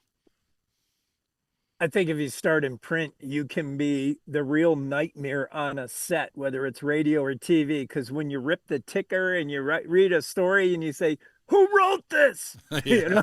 If there's a typo or it just doesn't read fluidly, you can start yelling like a monster. Sure, as a flashback to Clark Kent, and how it looked in those old. I mean, I remember. I mean, in our background too, very similar probably is the sound of that. The AP and the UPI wire machine is exactly like you can imagine from a movie out of the 60s or 70s or even earlier on how we would get national news. It was a machine typing it out on a roll of paper. Remember that? Remember ripping and reading? Totally. And, it makes me think of our topic, what we're going to talk about. If that's how you got the news that the Twin Towers, a plane had hit the Twin Towers, I don't think you would get the gravity of it. Like, a plane hit the Twin. Oh, all right.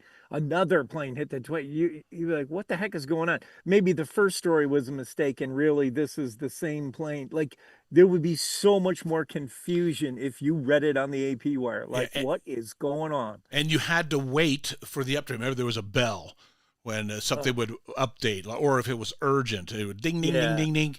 So you get this little piece of information, plane has hit the World Trade Center. What? Yeah. And then here, before we get into that, I wanted to get a little background on your radio career, because you've been doing this a long time. Yeah. And so if you're describing a UPI or AP wire machines sound effects, then you've been around. Where did you start your radio career? I have two interesting stories of how I started and where I started. How a lot of guys got into radio, hosting a morning show. I got into sports, doing play-by-play. Yep. My very first gig was on WDOS, Oneonta, New York. And I called a high school football game. I was either still in college or just had graduated. And I called this football game, and I didn't know it then, but I've learned it now. I had the worst nightmare a sports broadcaster can have. I had two guys with the same name and similar numbers, not just two, three. I had triplets, Bags. They were brothers, triplet brothers. Triplet brother wide receivers on the same team. And they all play the same position, too? Yes, they all play wide. 87, 88, and 89. And they were all, I forget their name. They were like Robertson or something, Chris Robertson. No, Tim, Tom, Toby, something. And I could, it was all I could do to call, Robinson makes the catch, 16-yard pickup, first down. And by the halftime, we had a call at the studio, and they told me, they said, the mom is calling. She wants you to make sure you mention the first name and get the first names right. She said, you've been wrong sometimes. Tim is 88. And I'm thinking, this is before we would have called Mom. Mom would have had a first name, and it would have been Karen. This was before that. And I'm like, I'm doing the best I can, man. Yeah. I know. And they take that very serious. I had that situation where I had people either call the station and then they would send the producer after me to tell me I'm pronouncing it wrong, or right there at the game, walk in and show up and say, hey, you're saying this wrong. I told you the story about Kurt Gowdy coming into the Cheyenne East gym, and I was up at the Crow's Nest doing play-by-play with Terry Cortez, the coach, as color commentary. And Kurt coming up to the booth and telling me, because I had a habit of giving every description of every play, the person's, the player's full name. So if it was Johnny Jones, I would say Johnny Jones for the layup. And then finally, Kurt walked. I thought he was just going to say hello. Well, Kurt Gowdy owned the radio station network where I worked at that time. And he walked in. I couldn't believe he was coming in. I couldn't believe he was coming up the stairs. Couldn't believe he was opening the door to the booth. And finally out of breath. So my heart was racing. We get to the commercial break, and I pull off the headphones. I say, "Yes, sir." And he says, "Hey, the only people listening to you are the parents and friends of these people, so you don't have to say their full name every time, okay? Other than that, you're doing fine." And closes the door, walks out.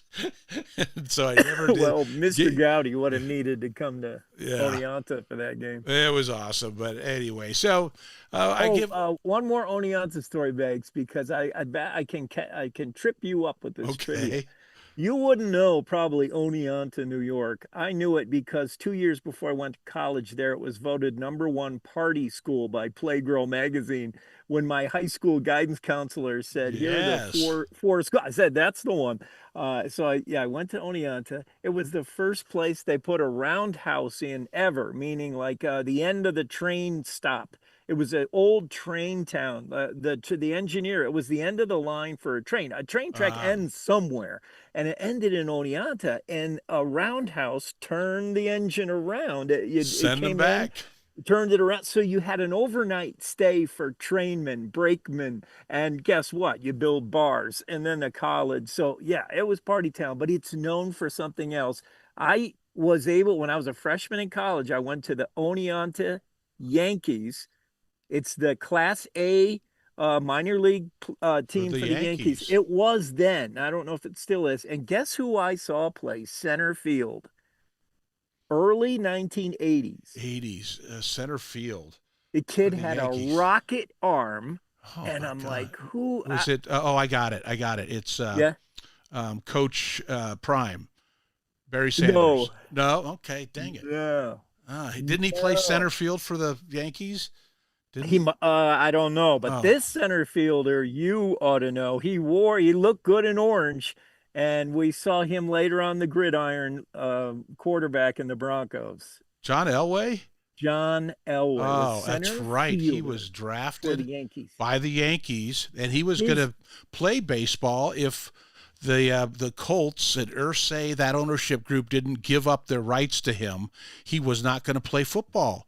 And they made some deal that with Pat Bowen, they got him to Denver. Yeah, I don't know how he got there, but I remember in center field, when he caught the last out of an inning and just tossed the ball to a fan in the stands, he killed one kid doing that. He threw it at like 120 miles an hour. And people, now that we've moved on so far down the road that people forget that John Elway was a sensation, very much in the vein of Josh Allen, because he was so big and so strong and fast early on, and he spent very little time originally in the pocket. They couldn't get him. He would never slide initially. Eventually they did. Probably his body told him he needed to change, but he was similar in the fact that he would put his shoulder down and go for those extra couple of yards and scare the crap out of everybody that didn't want to lose him to the injured reserve list. Yeah, he reminds a lot of Josh. You're right. All right. Well, when I'm going to do the break here, Jake, and we come back, I want to talk about September 11th, 2001, with the anniversary coming up 24 years ago. I was 40, age of 40, with an 11-year-old son and an 8-year-old son. And I was working in radio and media in Denver.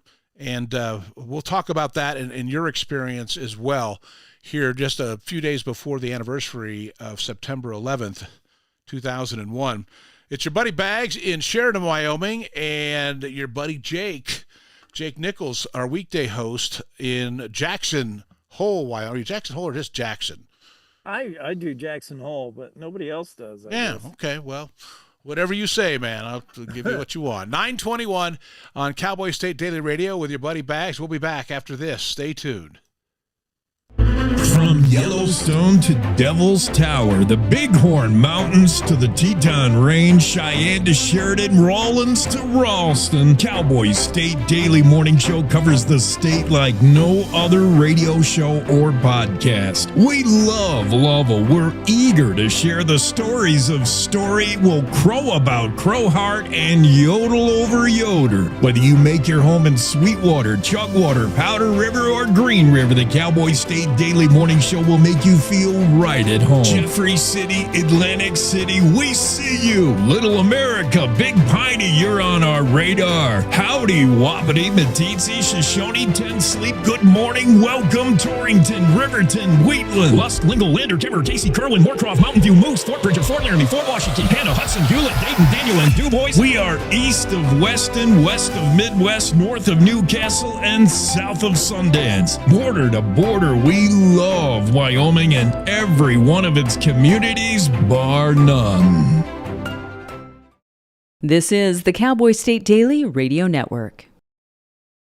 Meet Norm. He lives with anxiety, but with the help of this latest innovation from Be Normal, he can be normal, just like everyone else. With the swipe of a finger, you can project happiness, confidence, machismo. Why settle for being real when you can be normal? The Normal Maker, new from Be Normal. This item doesn't really work because there's no such thing as normal. We're all different. What we like, how our brains work. In fact, 1 in 5 of us live with mental illness. Don't filter who you are. Start by talking to someone you trust. And remember, there is no normal. Nestled between Casper Mountain and the North Platte River, you'll find the heart of Wyoming. With a bustling downtown centered around our outdoor haven, Casper is for adventurers, freedom seekers, and rule breakers who find beauty off the beaten path. So if touchable history, a vibrant community, and uninterrupted outdoor recreation define your travel itinerary, allow us to welcome you to the one and only Casper, Wyoming. Plan your trip at visitcasper.com. Love is a lesson that doesn't end. It knows no conditions, so you better buckle in. Love keeps you on your toes. It never stops, only grows. Love isn't easy. It's a commitment, especially when they're being their most resistant. Love is being prepared for the journey ahead. Love doesn't let any concerns go unsaid. Love is finding the right seat so you can take a breath. But remember, love isn't lax. It always double checks. Check that your kids are in the right seat at nhtsa.gov/the right seat. Love protects.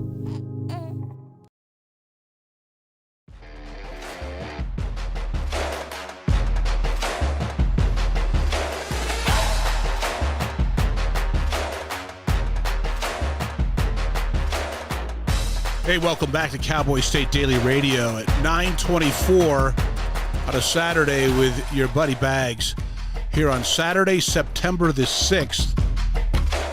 In the Zoom room, our weekday host, Jake Nichols, 6 to 10 on Cowboy State Daily Radio. Hey, I'm going to do a little sound effects here just to kind of set up this next segment here.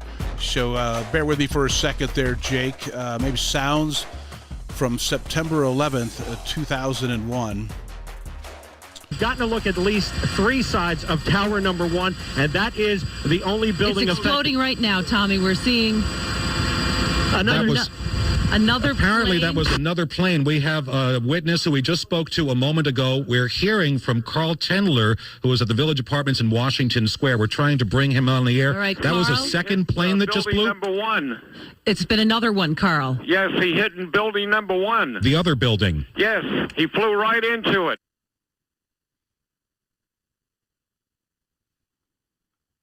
That's live radio from September 11th, 2001.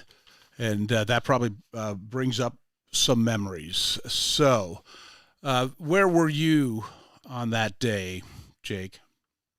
I was in Jackson Hole, and I was on the radio doing a morning show. when we got national news. Occasionally, I didn't really look at national news much, but it was hard to ignore this one. It was, capital letters, bold, came across the wire. And at first, I remember it's the first call I got was small commuter plane hits World Trade Center. Yeah. And yeah, I didn't, I mentioned it on the air.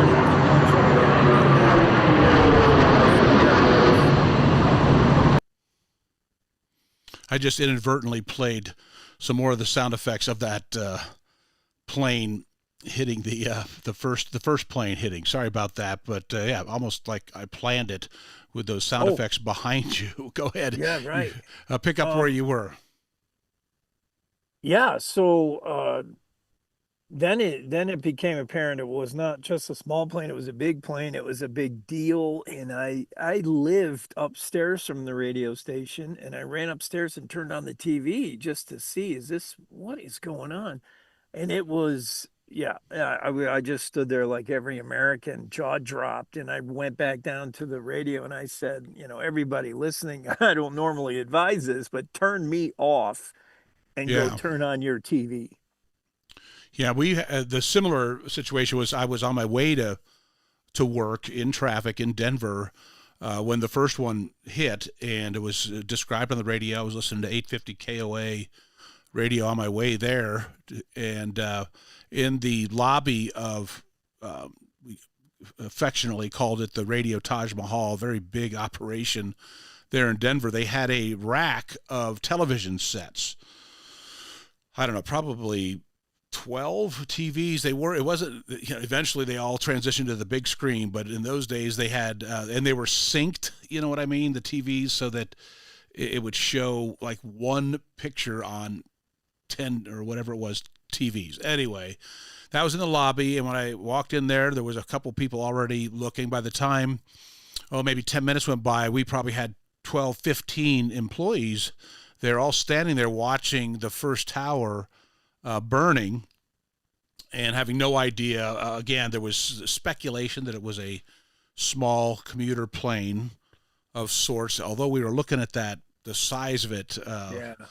But anyway, at that point, no clue. And as we're watching, just like you and millions of people around the world, we saw the second plane hit, come into the picture, kind of disappear behind the first building, and then the whole back end of Tower 2 comes blowing out the back end.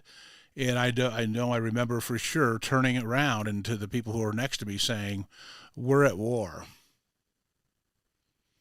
Yeah. Well, you recognized it pretty early. Yeah, I mean, it just made my mind put two and two together that if something had hit the first one, the odds of it being anything other than a terrorist attack were astronomical. Yeah, right. You started seeing the intentionality, the planning behind what was happening. You were quicker than me. I was still trying to get my head around the second crash because like sports, when you're at a bar and you're watching a football game or you're watching a baseball game and you see a home run and you think that's a replay, that's a highlight. Yeah. You think you're tricked into thinking it just happened. You're like, oh, my team hit a home run. Oh no, they're showing the one that happened in the second inning. I thought it was the first one again, and I still, even looking at it, I'm trying to. I didn't connect those dots, but you did. Yeah. Yeah. That's war. Yeah. Yeah, it was almost instantaneously. The next thing that happened, what I recall, is nobody really knew what to do next. Here, hang on a second. I'll get you back up on my screen. Oh, yeah. There we go. Nobody knew what to do next, okay? And so my first thought at this point, I was not in programming. I was working in the sales department there at Clear Channel, as we were known then. And so I didn't have a responsibility on the air, which a lot of my colleagues did. Next thing you know, everybody was being sent out to get information. You go to the airport, go to the National Guard Armory and do some live remote broadcasts from there, some correspondence work. But what I did was I didn't know what to do. I called Deb, my wife, and I told her, turn the TV on. I think I did that before the second plane hit, and then told her what I thought it was. And then I told her I would meet her at our church. So that was my first instinct. Where do you take that? So we headed to the time that our church was called Light and Life Community Church. It was right there at Alameda and Wadsworth in Denver, actually Lakewood, to the west of Denver. And only because I thought, number one, I was a Christian and I was praying, a praying person, and this would be the place to do it. When I got there, by the time I got there, Jake, there were at least 30 people already there who had that same instinct that this situation needed prayer. Yeah. And it was that much of a shock to the system, and there was nothing else like it, and we had nothing else to relate it to. What did you do, with that, knowing what had just happened and what that meant? What was your next instinct?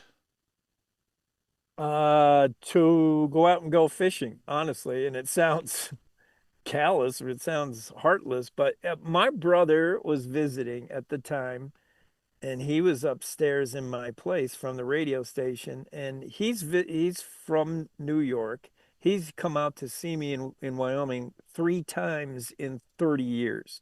So what are the chances he's here on 9/11? Yeah. And I was so happy he was. He at that time was NYPD South Bronx, so he was about as far from the World Trade Center as you can get. But I ran upstairs initially to turn the TV on to see if what I was hearing was what I was seeing. Like, is this really happening? And I was going to wake him up and tell him, hey, you'll never believe this. He was already up and he had the TV on, and the look on his face, this is his city, and I lived there a while, and he just couldn't believe what he was seeing. He was getting an all page on his phone, meaning, I guess, NYPD, they call every cop back to work. If you just finished a shift, if you weren't scheduled yet, I mean, everyone they called to the job, because whether they sent you to the World Trade Center or you had to cover for someone they sent, it was all hands on deck. And, and he's like, I'm in Jackson Hole, Wyoming. Yeah. And they've grounded every plane. I can't come back. And I was happy for that. So was Mom, that he was stuck in Wyoming. Yeah. Yeah. Would he have been one of those that might have been sent there had he been working? He's a long way. He was in the 4-8, I think, in the South Bronx. So he was a long way. He probably would have just been called in to do something. He said he would have been just getting off shift. He worked overnights. He would have been just getting off, and they probably would have called him and said, stay on and keep doing, whatever his thing was. So probably not. He wouldn't have been rushed to the World Trade Center. He wouldn't have been near it. It'd be a long way away. Sure. But yeah, we spent that whole morning just numbed by everything, and then we just had to get out of there. We had to go away and get away from the TV, get away from all this news. And me and him went into the Gros Ventre wilderness and went out on a river, and we saw another guy fly fishing. And the first thing we both thought is, we looked at each other and we'd be like, I bet he doesn't know. I'll bet he's out here camping. We were way out in the forest. And I said, I'll bet he's been camping and he's out fly fishing this afternoon, and I'll bet he doesn't know. Yeah. And we're like, oh, we're not telling him. What do we say? Well, and it just seemed like, too, that it just kept getting worse. Yeah. So bad enough. Terrible tragedy. A plane has struck for Tower 1 of the World Trade Center, and it's on fire. Second one hits. It's terrorism and it's war. I think a lot of people realized it at that. And that it just kept getting worse. That at some point, bodies started coming out of the buildings, and we were seeing, the depth, and how bad it was burning and so forth, and then of course, the the building collapse, the first one, and so on. But one of the things that happened in between there, and this is when I did want to talk to you a little bit about some of the conspiracy theories. Here's one that I have that it counters the conspiracy that it was planned by the government. Again, I'm not one of those people that believes that, but I know there are people who think so. Was at some point they showed President Bush, George W., was at an elementary school doing some kind of program related to education. And we got to see somebody from his staff. Do you remember who that was? No, I don't. I don't either. But he leans over and whispers in his ear. And from the one I'm talking about is after the second one. The first one, he already knew that a plane, he knew it or thought what you and I thought. I'm assuming, I don't know for sure what he was thinking, no way. But the gentleman leans over and whispers into President Bush's ear on the second one. And so one of my reasons for not being a conspiracy theorist that believes the government was involved, or at least the president wasn't, was the look on his face. George W. Bush was not that great of an actor. No. He was mediocre at best in front of a mic, in front of a crowd anyway, although he rose to the occasion. I was going to talk about that too, that first speech that he made on top of the rubble at Ground Zero. But that look on his face when he was told that a second plane had hit the Tower 2 of the World Trade Center, you can't fake that. And he is definitely not a good enough actor to pretend and to act out that look. Yeah. That to me also told me that it was real. And that look, boy, what a rare glimpse we got there, because there was cameras in that school classroom. That normally is information that would have been passed to POTUS in the Situation Room. We never see that. Like, that was a rare glimpse to see our leader get that news and have to put on a brave face for the kids. He didn't he got out of there as quick as he could, but he finished up what he was doing. Yeah, that was really rare. And that tells me I don't buy the conspiracy theory. Look, if we wanted to go to war with Iraq over oil or whatever, we would just do it and then claim we found something in a document. I mean, it's a lot easier to just justify a war or some kind of offensive.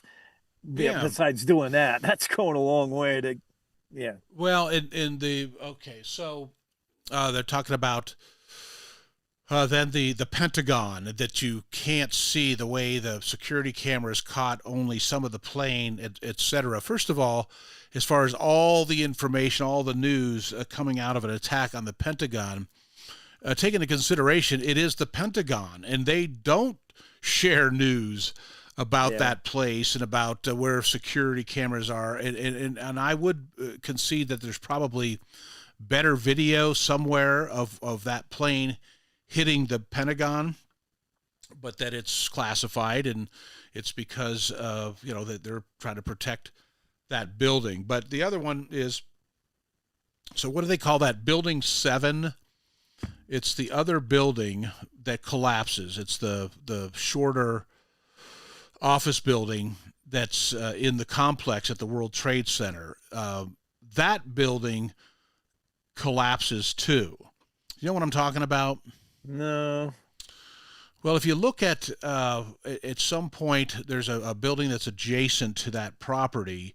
That's the one a lot of people point to and say, well, why does this building collapse? It wasn't hit, and so on. And I don't have the answer to that. Or, like some, I've been scammed and I looked at something that had nothing to do with it. But a lot of people that believe it is an inside job, they point to that video. If you Google search third building to collapse, in other words, at the World Trade Center, you'll see what they're talking about. And my only thought is that when one of the buildings collapsed, it destroyed the infrastructure, the foundation of that building 2, and then it came down. But again, now that you're saying, I don't remember that, I was saying, oh, God, I hope I didn't look at something that somebody planted and get sucked in by that.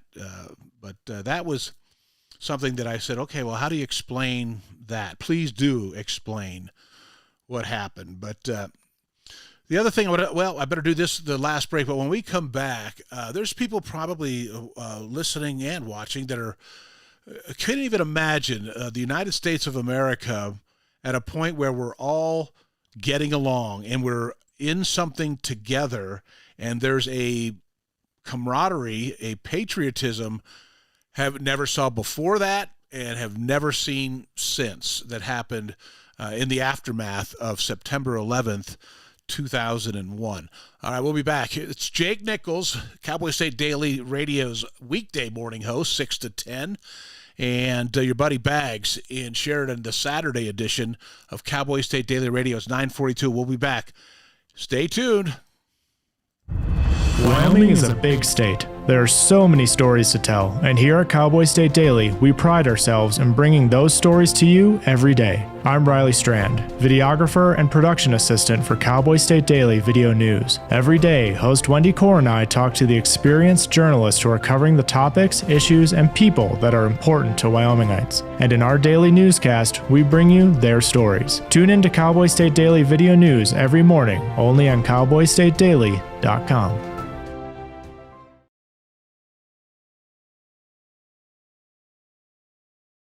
You're listening to the Cowboy State Daily Radio Network. Wyoming is a place of unlimited potential, a place that inspires us to dream.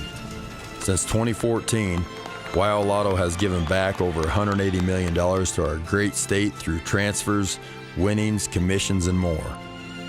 Dollars that have gone directly into your cities, towns, and counties. Dollars that have changed lives and set dreams in motion. Thank you, Wyoming, for a legendary 10 years. We can't wait to dream up what's next. The climate that we're operating under has everyone on the defensive. You see a person and you automatically put them in a box and say, well, this is what this person should be like. All of this ostracizing people, what are we afraid of? We're called to love one another. It can't be, I reject you as a person. This country's been through so much. Its people has been through so much. Why can't we fix this? Do we have issues we have to deal with? Yes, we do. But we're not going to be able to deal with them if we're fighting and yelling at each other and not listening. Yeah, she has an accent. Oh, gosh, she dressed funny. But we're talking the same thing. Mm-hmm. We're all concerned about our children, concerned about the world we live in. A lot of people wouldn't even think we should be here talking to each other, but I'm sorry, I disagree.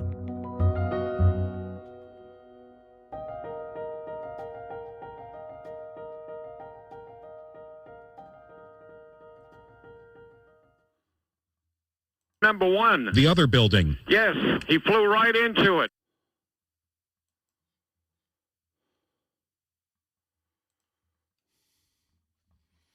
Welcome back to Cowboy State Daily Radio. It's your buddy Bags here. And I just played a little soundbite from a radio broadcast out of New York. This was a radio station that was in view of the World Trade Center. And what happened was while they were reporting on it, looking out their window, and I don't remember, I was looking to see if I could see the call letters of the radio station, but they were live on the air when this happened, and the second plane hit, and again, probably they as well. And I think I remember at the end of this clip, somebody mentions, hey, we're at war. This is a terrorist attack. When the reality sets in, that this is what has happened. So we talked about it a little bit earlier. Jake Nichols is with us, our morning show host, weekdays on Cowboy State Daily Radio. And we talked about President Bush getting the information. And then a day or two later, I'm going to give President Bush some kudos here. We see him as a nation, climb up on that rubble, and somebody hands him a bullhorn. Do you remember that piece of video, Jake? Yeah, I remember that. That was a powerful moment. I just one talk about dab bags, but 1 second I wanted to circle back to two things. One is the collapse of that first building to me was the thing that's burned in my mind as the most horrific thing. I mean, it's bad enough a plane hitting a building, but that's something that can Hollywood can CGI. That's something I've seen in a movie. Yeah. I never in a million years thought that skyscraper would fall. When it was Yeah. burning, I thought, it's just a matter of getting everybody out. Our firemen going in there, they'll get them out. It's just the ones above the fire. We'll figure out a way to get them out. There's different stairwells. We'll Land get 'em out of there. helicopters on top. That's what I was waiting to see. Yeah. And when that I'm like, how does a skyscraper fall, collapse in on itself, Yeah. burn? Like, how do they even burn? They're made of steel. But I couldn't believe that. And Yeah. then you see it happened to one, you're like, it can't happen to another one, can it? I couldn't believe the collapse. Yeah, and it was and it was the second hit that collapsed first too, and and then at that point now we're looking at the first one going, it's probably going to go. Yeah, and yeah. And then I don't want to forget Todd Beamer and his famous two words, let's roll. I Yeah. mean, Todd Beamer, he was on that Flight 93 and that plane was hijacked, headed somewhere to crash something. And he's like, no way. If we're going to go anyway, we're going to go down, so let's not forget him, Todd Beamer, let's roll. I saw recently a movie. I can't remember the name of it. Jodie Foster's in it. Who else? But anyway, they're making the point that so one of the gentlemen that was part of a team that was going to prosecute some of these terrorists, he had the pilot that they killed in, I believe it was the first plane that went in, that he was a friend of that person, and he ended up prosecuting the case. But he talked about in the movie, I don't know, again, it is a movie, that he was killed before the plane hit the tower with a what do you call, a box opener. Tragic, absolutely, all the way around. But yeah, there are some heroic moments, and I think one of them was when President Bush got up on that pile of rubble and said the right things. Again, I've never given George W. Bush too much credit about his eloquence, but maybe it was there was divine intervention there at that moment. What do you think? Oh yeah, I mean he was not known for even being a super smart guy, president, but yeah, he's the least qualified to wax eloquent in a moment like that. No way. But he just I don't know, the Holy Spirit got in him and supplied the words because he said exactly what needed to be said. It was perfect. As part of that, again, there's folks listening who were not old enough maybe, or they did not see a lot of the news reports, didn't pay as much attention. But I think that anybody that was alive of a certain age at that time would tell you that what they remember is that Americans came together, that the dissolved the lines, the incident dissolved the lines between conservative and liberal, Democrat, Republican, racial lines were blurred. All the concerns of that day for a while went away. Is that how you recall it, Jake? Yeah, and maybe I'm a little less on the patriotic side. I mean, I want to think I'm a good red-blooded American like everybody else. I wasn't ready to run to enlist, and I didn't see Rah Rah America in the aftermath, but I saw I just had no tolerance for violence. Like that Alan Jackson song, Where Were You? And the World Stopped Turning. We all turned on Lucy, I Love Lucy reruns. I couldn't watch a war movie. I couldn't even watch a cop movie where people got shot. Like I couldn't do it. And I cannot explain what that feeling is like to, today I'm going to go DJ a wedding for two kids that weren't even born, never saw that 9/11. And so I can't convey to them what it was like for Americans on September 2nd and 3rd and 4th, where and you saw Hollywood, they pulled movies that were going to come out, a movie about, a war. They just pulled it. They knew wrong Yeah. time. A It lot took of a people. while. A lot of people Yeah. had that disposition that you had. Now, from my perspective, I do know multiple people who not only joined the military because of that incident, but also went into special forces. They were that angry. Remember Tillis, the football player for Yeah. St. Louis Cardinals at the time. Oh boy, terrible, because he was a Ranger. My Pat son's a Ranger. Tillis. Pat Tillis, thank you. Yeah. Pat Tillman, and Pat Tillman. yeah, he had expressed that inspired him. And the guy was playing professional football at the time, but a lot of other people too that I've spoken to about this, that I was going to do this hour of show. One who's a chaplain now, but is also former Special Forces Ranger, 75th Battalion. The tough guys, the BAs, the badasses. Yeah. He told me, he said that was that day. The next day, he decided he was going to protect his country, because now he felt like it really would mean protecting your country, because they had come here. They had changed the game plan from over there where we were fighting them in their territory. They came here, so there was probably a lot of motivated by that to enlist. Yeah, and for the potential military, for the enlistees, for anyone who was said we got to fight back, I think that was our first insight into how we would be fighting wars in the future. Yeah. We got a taste of it in Vietnam. This isn't you line up your guys and point a gun at each other, Yeah. and whoever's got the most guys in the end wins. Like, this is guerrilla warfare. Flying a hijack commercial plane into a building, who thinks of that as war? Well, our enemy did. That was our first taste, and it's a different kind of war we're in now. Two things out of that. One is that underestimating who these people were in the Middle East, because of how badly we destroyed Saddam Hussein in that war in the early 90s.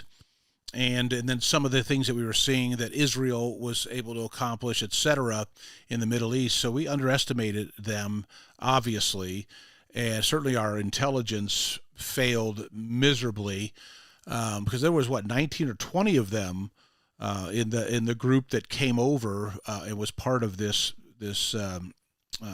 terrorist attack. They got here, they trained, and then they pulled it off, or most of it anyway. Yeah, going to class, learning how to be a pilot. Which button drives this plane into a skyscraper? I mean, they didn't ask that in class, but God, how did we not see that? Oh, having no interest in learning how to land. Yeah, we don't need to know how to land. Well, that's a red flag. Yeah. So, but again, the conspiracy theorists, they can't explain away, who these people were or where they were from. We do have pretty solid information about them. Now, so to kind of brighten it up a little bit, so we're gonna fast forward. What was the year that Bin Laden was killed? SEAL Team 6. What year was that? I don't know. We had the shooter on the show not long ago. Oh, what year was that? I ought to know. So he went in 2008. So it's probably about like 2012. I could Google it real quickly here. 2011, May 2nd, 2011. Yeah, that feels right. Anyway, so did you remember where you were when President Obama walked down that hallway, walked up to a microphone, and the first thing out of his mouth was, "We killed Osama bin Laden," and the country again rallied, and I mean, there was celebration all over the United States on that night. Yeah, it wasn't as significant a moment for me because I wasn't sure we can pin the whole thing on bin Laden. And if it's pinned on bin Laden and he falls, it's next man up in terrorism. So Sure. the face of terrorism isn't just him, it's everyone who hates America. I don't know, it was deeper than that. It was a success. It was hey, that's great. I feel better, but didn't feel like the end. It feels like a book that And we it haven't wasn't, finished yet. and it isn't. But I do recall having that. I guess that's just part of my nature. I have this instinct. When I see justice being done, I don't care if it's some guy took an old lady's seat on a bus, and somebody yanks him out of it and helps her have a seat. I'm like, yeah, that's what you get. Karma this. And so I was one of those guys. I mean, I didn't go out and demonstrate and run down the street waving a flag, but I was just very pleased that we had made it to that point, because it just seemed like forever. Why can't we find this guy? He's the number one terrorist in the world, and we couldn't find him for a long time. 10 years. It wasn't, for me, it wasn't success in a revenge kind of way, but it was success in a way that, well, maybe we are figuring out this military espionage thing. How this could have happened to us was a failure of intelligence, but then finally being able to apply intelligence in this area that's so hard, the Arab world, and find a guy. I'm like, okay, good. America can do something. Yeah. Well, the other aspect to it is, here we are all these years later, we're still the TSA lines. Can you imagine if you're like 20 something years old and you told somebody there was a time where you just whizzed through the airport and people were standing there at the entry to the doors, or the plane's door, that there was a time when it was nothing compared to what travel is these days. Yeah, and we used to have steak dinner in chairs that were twice as big as we needed. With metal forks. They just lifted the shoes. Taking off the shoes. In fact, I guess I missed it, because I was my most recent flight when I went down to see Metallica play in Denver. I started kicking off my shoes, and I don't have to take your shoes off. And it felt like a monumental moment. If you're an old fart like me and you've been taking your shoes off since September 12th, 2001, then it was kind of a monumental moment. But man, our world changed forever, and is never and won't ever go back. Pre 9/11. Yeah, well, hey, listen, we're almost out of time here, pal. I really appreciate you joining me. So next time, we're on, I want to talk to you about your play-by-play experience. We have that in our background, and in fact, maybe one of these times we could do one together. I'm just afraid that you would make me do the color commentary, and that's way harder, in my opinion, than doing play-by-play. We'll have to do that. That'd be fun. I can describe what I'm looking at, but to come up with clever references and facts right off the top of my head, it ain't really my cup of tea. So, But anyway, hey, I appreciate your time this morning. It's been a good day. Mixed. I'll have to tell you about it here, what all the topics we covered today. It's 10 o'clock. You've been listening to Cowboy State Daily Radio with your buddy Bags. Thanks for tuning in. We'll talk to you again next week.